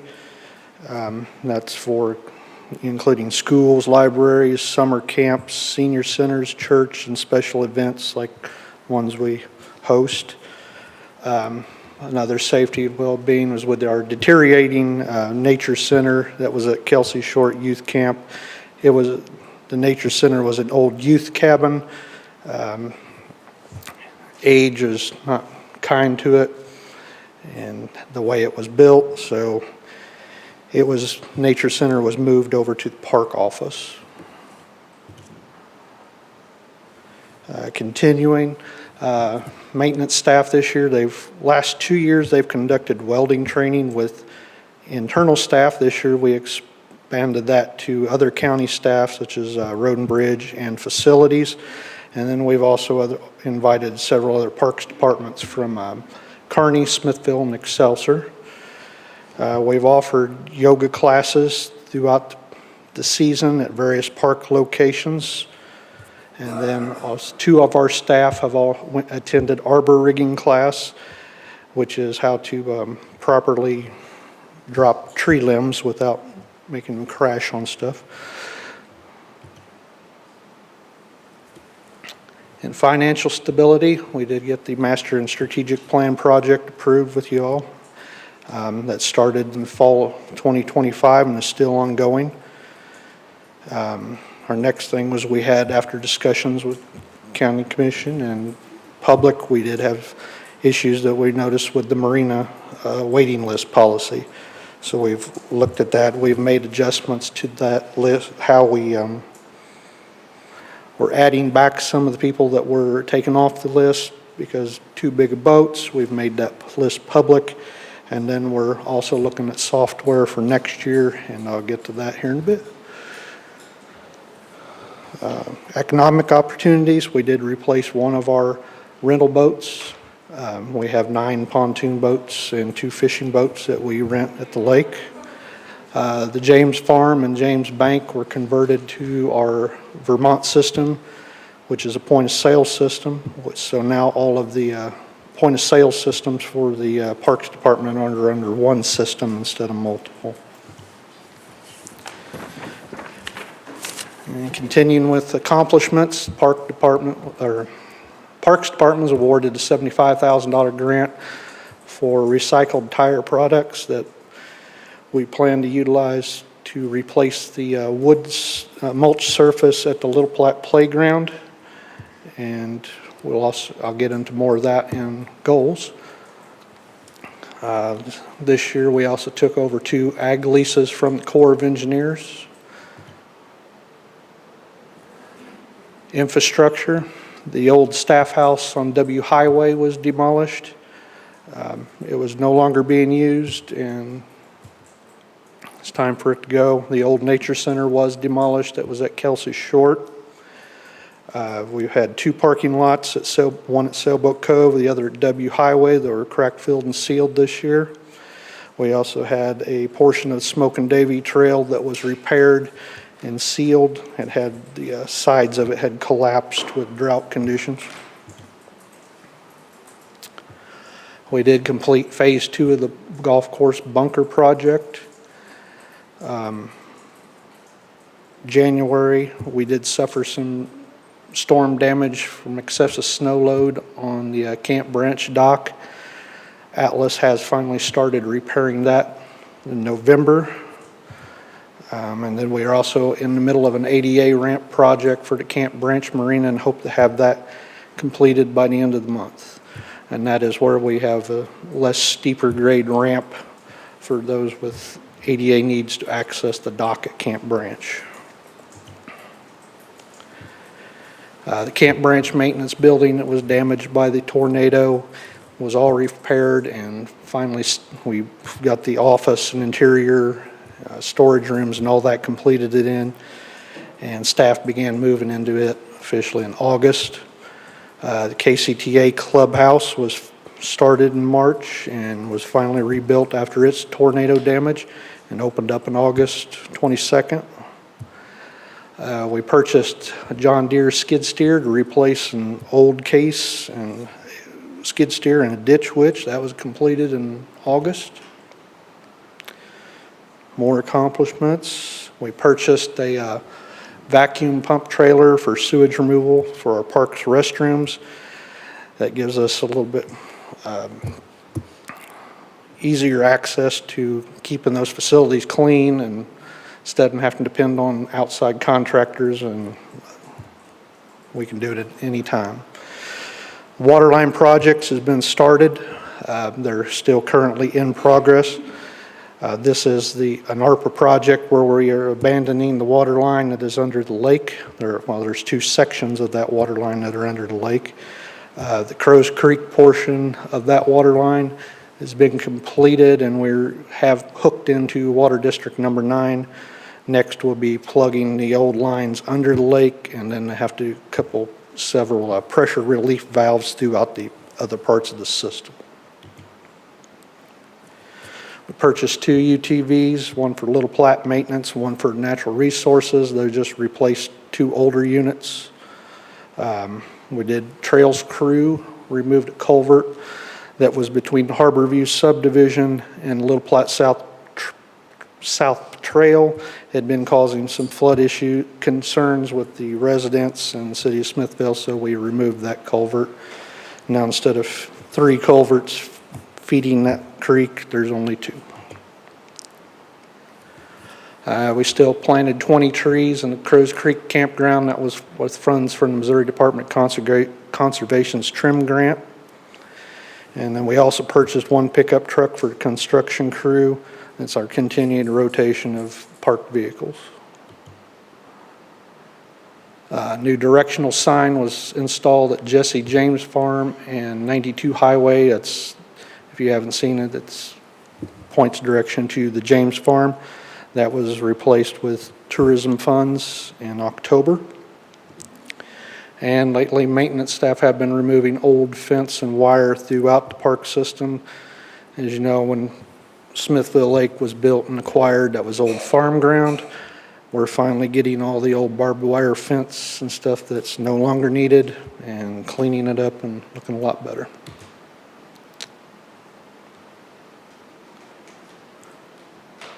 More accomplishments. Maintenance staff are currently still working on roads in Trist Falls. We're trying to fix several drainage issues so we're not losing a lot of gravel roadway. And they did re-gravel Rocky Hollow Park in several locations. And we also purchased a new tractor for Eastern Park staff. They did take on grounds of the airport, so another tractor to accommodate those needs was necessary. Employer choice, we did add another full-time worker for the Eastern Parks maintenance staff to accommodate the needs of adding the airport. We also moved the naturalist interns from temporary seasonal staff to part-time and county employees. That way they actually have a little bit more connection with the county and not a temp agency. This year, May 24th, marked the 60th anniversary of the County Parks Department. The Clay County Parks and Recreation Planning Commission was formed in 1965, so this was our 60th. And then for other employer choice, Jeff Wheeler, one of our maintenance staff, was given our Bravo Award for rehoming 3 abandoned cats that were found in 2024. Goals. We're preparing for 2026 FIFA event. Just trying to see what things we could plan for the campground. More of it's probably 250th anniversary celebration, and I can't say what that's called, so I give up. It's 250th. We plan on expanding the 4th of July program. But that's with the city of Smithville. It'll be, used to be a 15-minute program. I think we're going to expand it to about 25. For safety and well-being, we're also looking at purchasing weather alert systems for the boat docks and beaches. They'll go off, there are sirens or lights that'll go off during thunderstorm warnings, tornado warnings, lightning advisories, and all that. We also plan to install security cameras at Little Platte Beach. We've had several issues, and after discussion with Sheriff's Office staff, we're going to move forward with getting those security cameras installed at Little Platte. The master plan, under financial stability, master plan should be completed by September of 2026. We also plan to purchase marina management software to assist in management of boat slip, waiting list, and communications. Our main goal is so people can receive notifications electronically as much possible and keep all their data a lot more organized. So we're also preparing a policy for estate donation for those willing to donate estates to the Parks Department. That'll come through you all hopefully first of the year.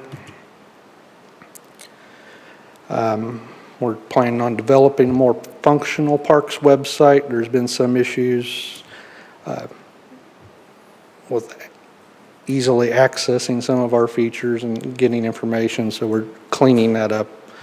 It started this year, but we'll finish it next year. Another purchase is the Qzeum, and it's not spelled wrong. It's a software for self-guided tours for the Jesse James Farm. We're hoping that with the FIFA events that there may be an influx of visitors, and this would help with that because this system also does translations and all that. For economic opportunities, we're continuing to replace one rental boat next year. We'd like to install a directional sign at 169 Highway and W to promote the lake area. Currently, there is nothing there that states the lake is turn left or turn right. The next project is our Little Platte Park surface conversion. As I said before, we got a grant to $75,000 to put rubber surface in this playground. Our plan is to add more ADA accessible equipment. All of our playgrounds were either replaced in 2018 or 2019, so they're still fairly new, but they did not add any inclusive playground equipment. So we're planning to add that and then add the rubber tire surface, and then this will be a plan hopefully that we'll finish Little Platte, and then we'll move to Trist Falls Park the following year, and so on, and keep on going until we get all 5 of our campgrounds to the same status.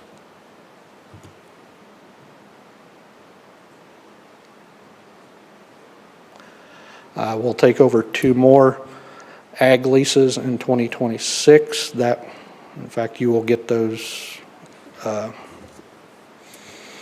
contracts come to you next week.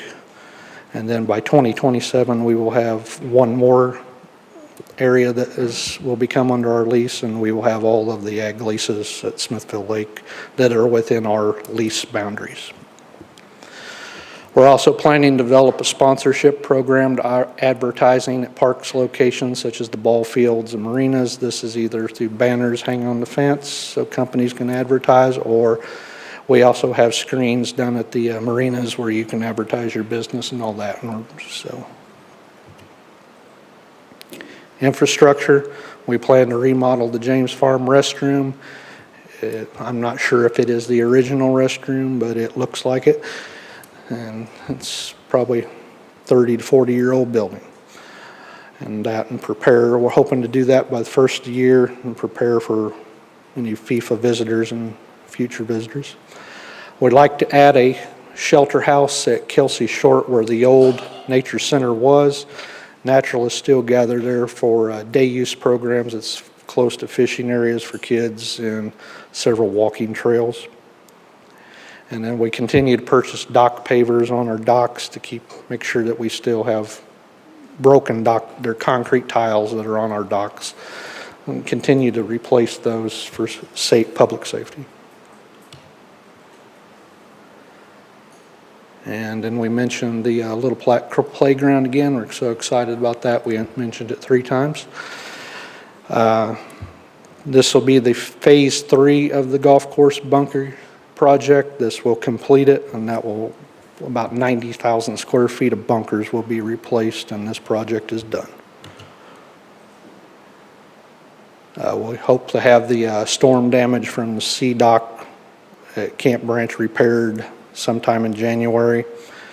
And then we are also going to start the ADA ramp at Paradise Point Marina.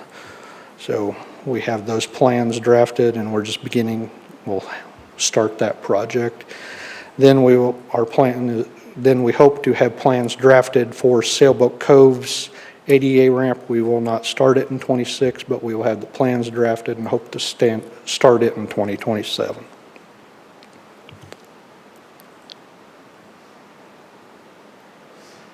Infrastructure goals. We also want to continue working on other ADA projects such as beach access, trail access that are more accessible ADA needs. Continue roof upgrades throughout the park system. And then upon completion of the water line project, the ARPA project, we're wanting to give the DD water line, there's a water line that runs along DD Highway, turn that over to the city of Smithville because that no longer serves our needs. That line used to feed the campground at Crow's Creek. We will no longer need it once this new water line's installed. We also like to purchase a 50-foot aerial man lift for tree trimming and street light repairs. We use it quite frequently. Currently, we borrow from facilities or Road and Bridge, and it's a competition to get access to it, so we'd rather have our own because it's needed more than you would think. This is typo. We're going to replace one UTV instead of two and phase out one of our older ones that's throughout the park's maintenance. We're still continuing to work with IT department on upgrading fiber optic internet lines throughout the park system. That's also a part of the Little Platte security camera project. Once those are laid, we'll make our system a lot better, faster. Continue planting more trees throughout the park system, work on more grants from conservation and any other funds we can get. We'll also rotate out one more pickup truck for parks maintenance. We'd like to do a lease purchase of 5 tractors and 5 wide area mowers. These will replace 3 within the Parks Department that are 16-foot wide area mowers. Their age and repair costs are starting to get up there. And then we also have 2 rough area mowers for the golf course that will also be replaced with this. Another project is for Mount Gilead. We have a cemetery at Mount Gilead Church and School Historic Site, and several of the headstones are broken, and our plan is to get those repaired this coming year and install a new fence around the property that's deteriorating. And we also plan to replace the roof and replace rotten logs and a roof on the Ferris Farm cabin. We currently have the materials, we're just not going to be able to get to it until next year. Employer choice, we're asking to add 1 full-time maintenance worker for the trails crew. We're still battling, asphalt trail needs and more of that. We're also battling invasive species plants from Serratia lespedeza, Bradford pear, Russian olives along the trail system and trying to get those under control. And we would like 1 more staff member to assist with that. And then we're also like to implement a volunteer policy for the public or anybody that would like to volunteer throughout the public, and that's including master naturalists, gardeners, any volunteer opportunities that we can think of. So, and that's what I've got. Have any questions of me?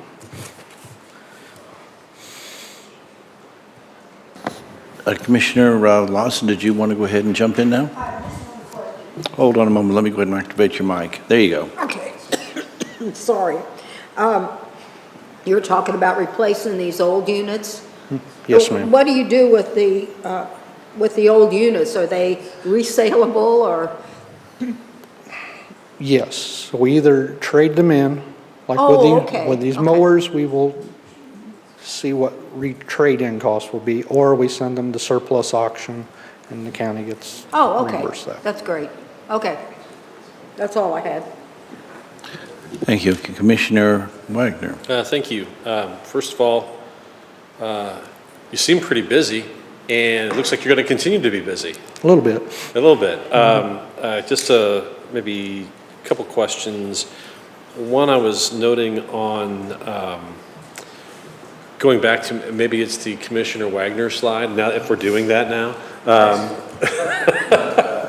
Well, the earlier one that I saw suggested retail sales at $371,000, which as I looked at it seemed to be substantially lower to the prior 5 years.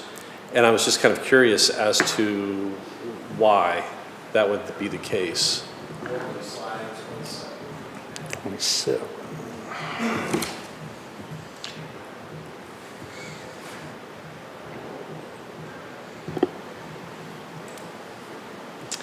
Yeah, so 2026 proposed shows 371,000. The lowest number in prior years and actual projected is 438. That seems substantial, so I was just curious as to why we assume that. And I would just say, Commissioner, I'm going to go look into that. I think this one, my initial assessment is just that we're awfully conservative here. So retail sales are going to be items for resale. So we're going to talk about fuel at the marina. We're going to talk about, bait shop materials, camping materials. Is that also your golf courses as well? No, golf course is going to be No, like green something else. fees. So green fees, the lease, cart fees. No real reason. They do the shop. Yeah. So county doesn't see any of the clubhouse Okay. activity.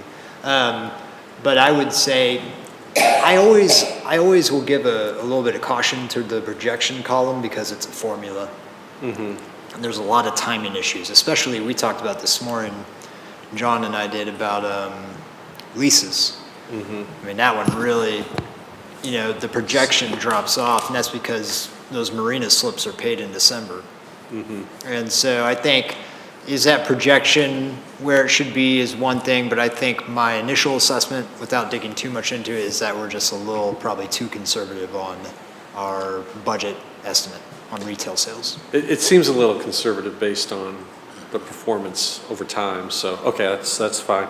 And then on a couple of other items, the estate donations I found very interesting. Do we actually have people who are, or is this, we think they may be out there and now? We're hoping.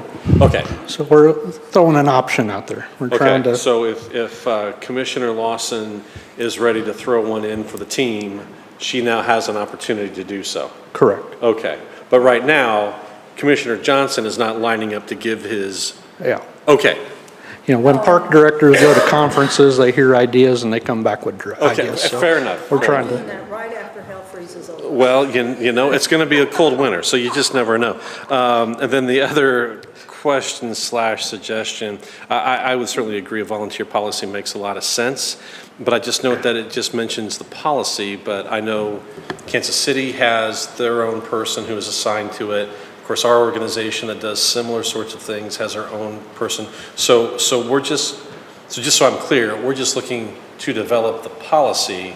The execution, which may require a person, is kind of down the road. wishful thinking as we get it executed next year as well.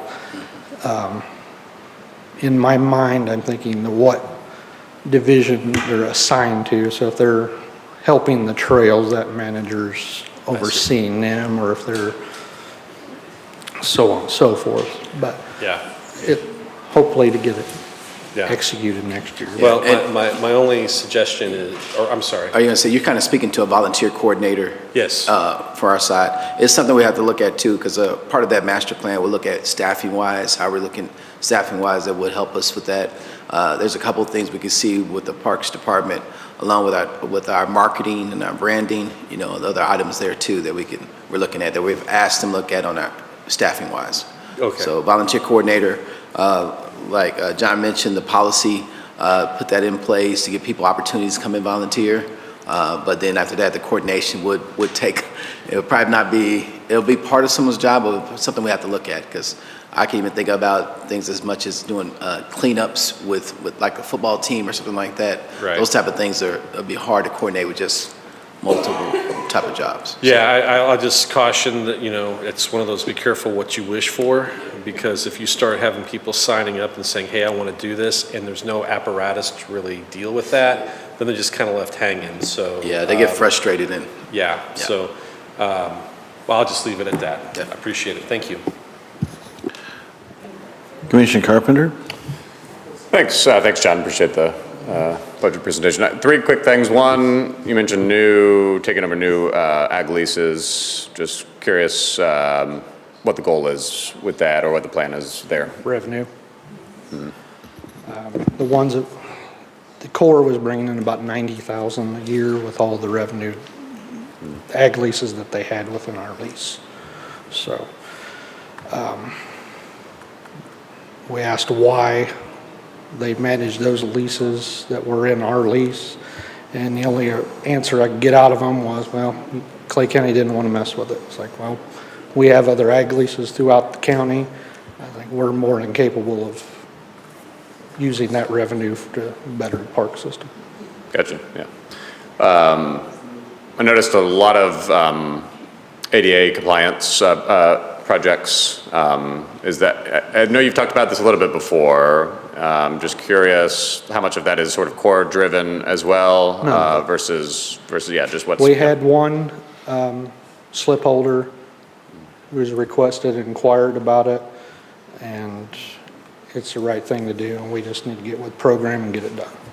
So that's where we're moving. Yeah, well, on a lot of different sites though, right? I mean, it's not just there at the marina, but a lot of the projects seem to have an ADA component piece. So that's just getting caught up on compliance there. Yep. Okay.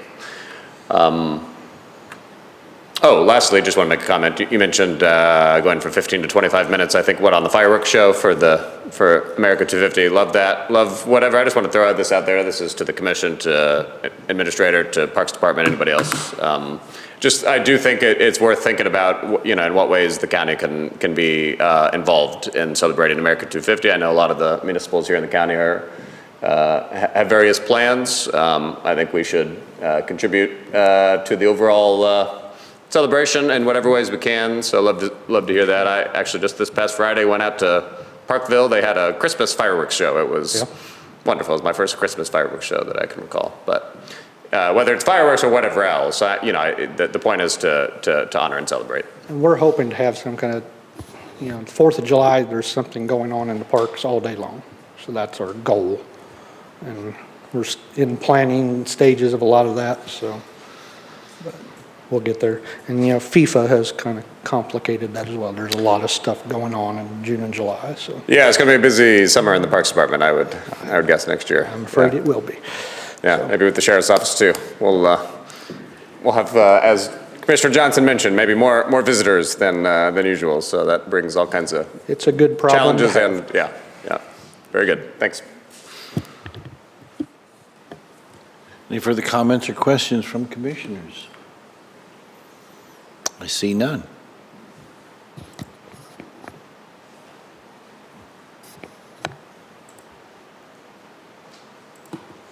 You're back.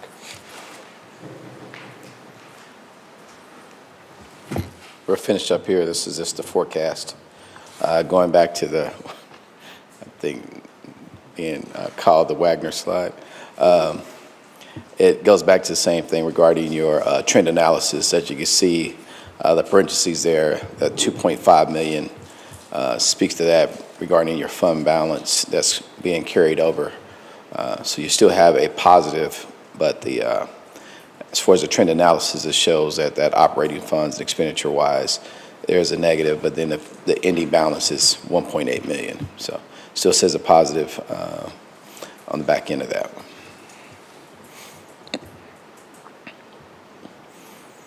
This one here is just another chart to explain, show it from the in a graph form. Again, between your revenues and expenditures for the park fund itself, with the fund balance.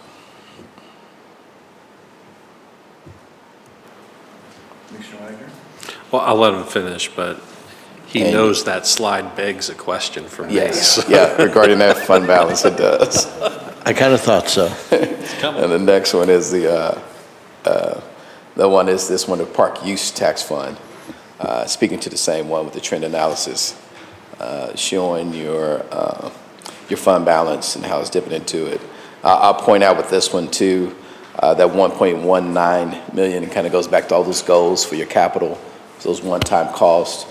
That does eat into your fund balance, but as we talked and went through, there's a few hanging projects that you guys have for the past few years in Parks Department that we decided to go forward with this year. That was able to be covered with our fund balance and allow us to move forward with those and get those completed. From there, the understanding is that when we look forward, capital-wise, that if everything goes through and as shown, that fund balance will not need to be built back up before we can do those other projects going forward.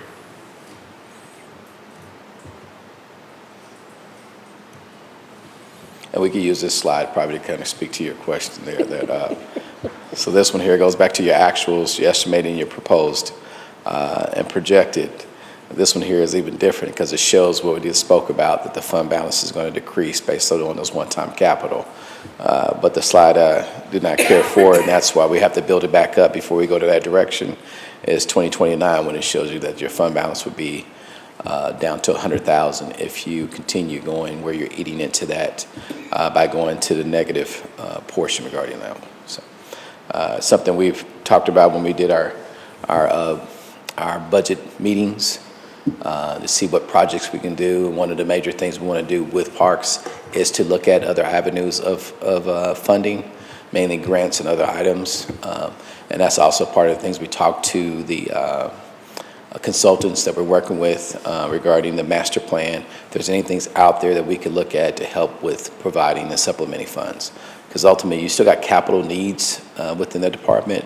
But the hope is that if you can do more marketing and more opportunities there, draw more people, but it also takes funding to do that. So it's the hope is it would balance out and that we won't see the continue dipping into the fund balance, but something that will increase over time.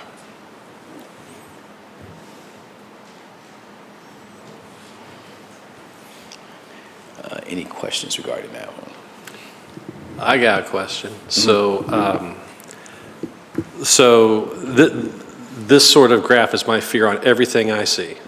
And so now you've presented it, so that's fantastic in a weird kind of way. Lucky me. So my question becomes then, what does a structured budget or a structurally balanced budget look like? And perhaps that comes after the work is performed on our master plan, but this simply begs the question, at some point you got to make some decisions because there's no way I would ever advocate to eat those reserves and those balances to the point that you've got there in 2029. Yeah. So something's got to give. Yeah, correct. But what that looks like, I think, is up to you to collectively present.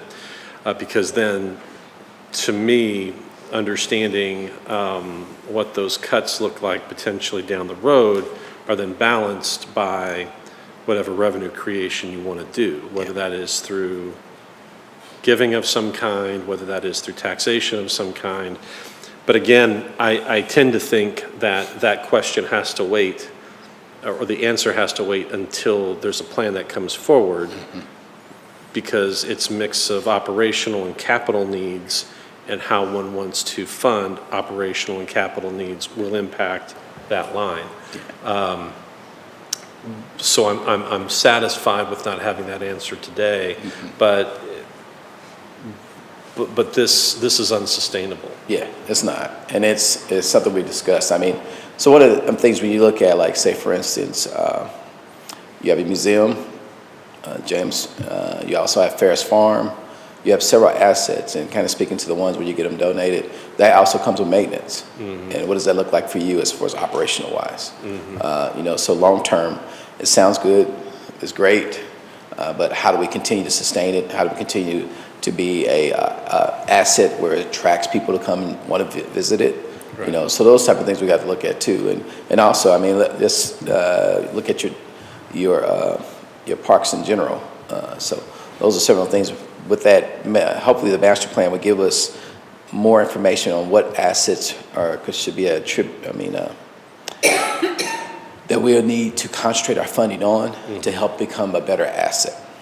And what assets that we can utilize, things like volunteers to help out. Right. So those, free labor helps a lot, because right now we might be concentrating with county staff, but we should be using them someplace else. Right. So different things like that we have to look at. Well, and even sometimes free things cost money. Yes. Because you have to do all the back end things to actually bring that forward. Yes. Thus the position we talked about just 5 minutes ago.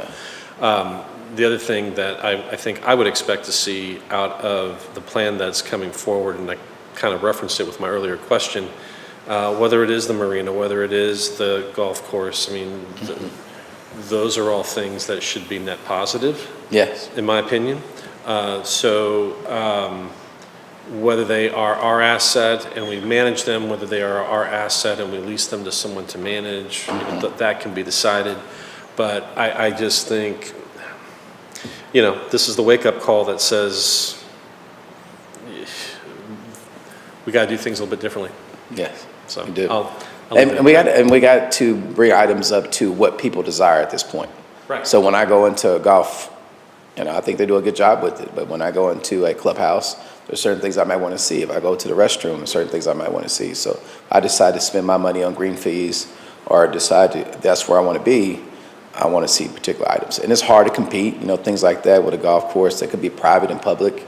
To be honest with you, when you do private, you can ask for more club fees, things like that. So those are things we look at as well. The other one is, when I look at the museum, we're trying to do quite a bit on moving it over to where people can come and do like a QR code to read and got more of the history. But also you have staff that's been there quite some time who, eventually they want to be able to retire, but it's a love that they have. How you pass down that same love to the next staff and continue with that. I mean, I know I have been here 20 plus years and I have not visited myself, but I got to visit. John took me around and I was floored that I hadn't visited myself. But part of that is that we need to make sure our marketing is going out there, and we talked about that.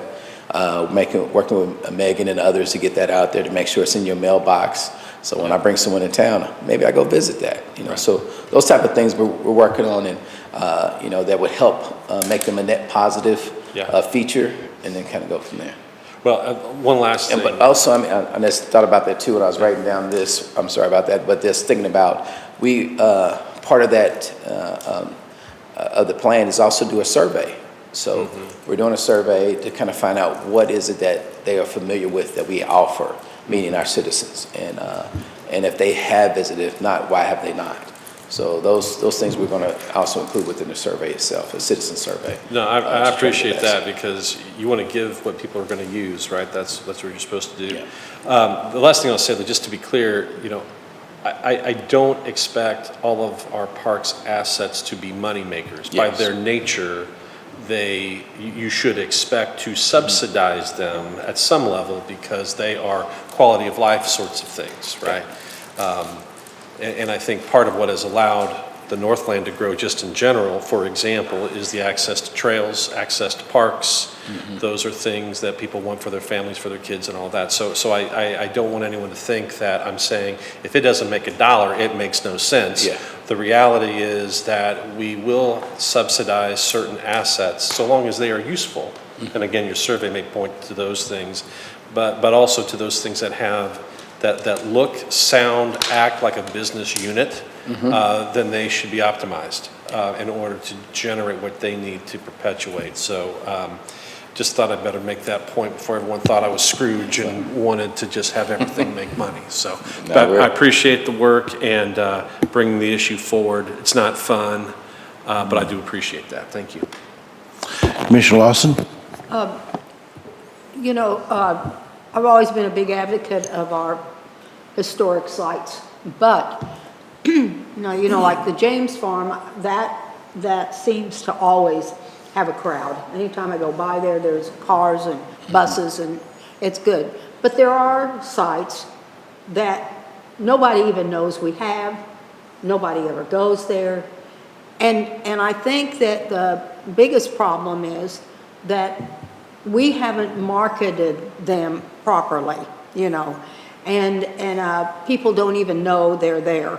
Now, if we do and nothing happens, then I think you have to look at this a little bit like your own business, and if you had an arm that wasn't profitable, you'd get it gone, Now, your golf course, your marina, those have always been money makers, and at one point in the past, we did lease that marina out, and it was a disaster. They didn't maintain it properly. They took the money and ran. It was that kind of a thing. But I think if we start managing that right, and I'm very anxious for this study, which I voted no on.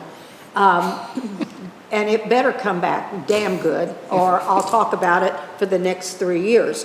But I think that I hope that they'll bring value back and say, these are the things you need to do to make that graph go the other way.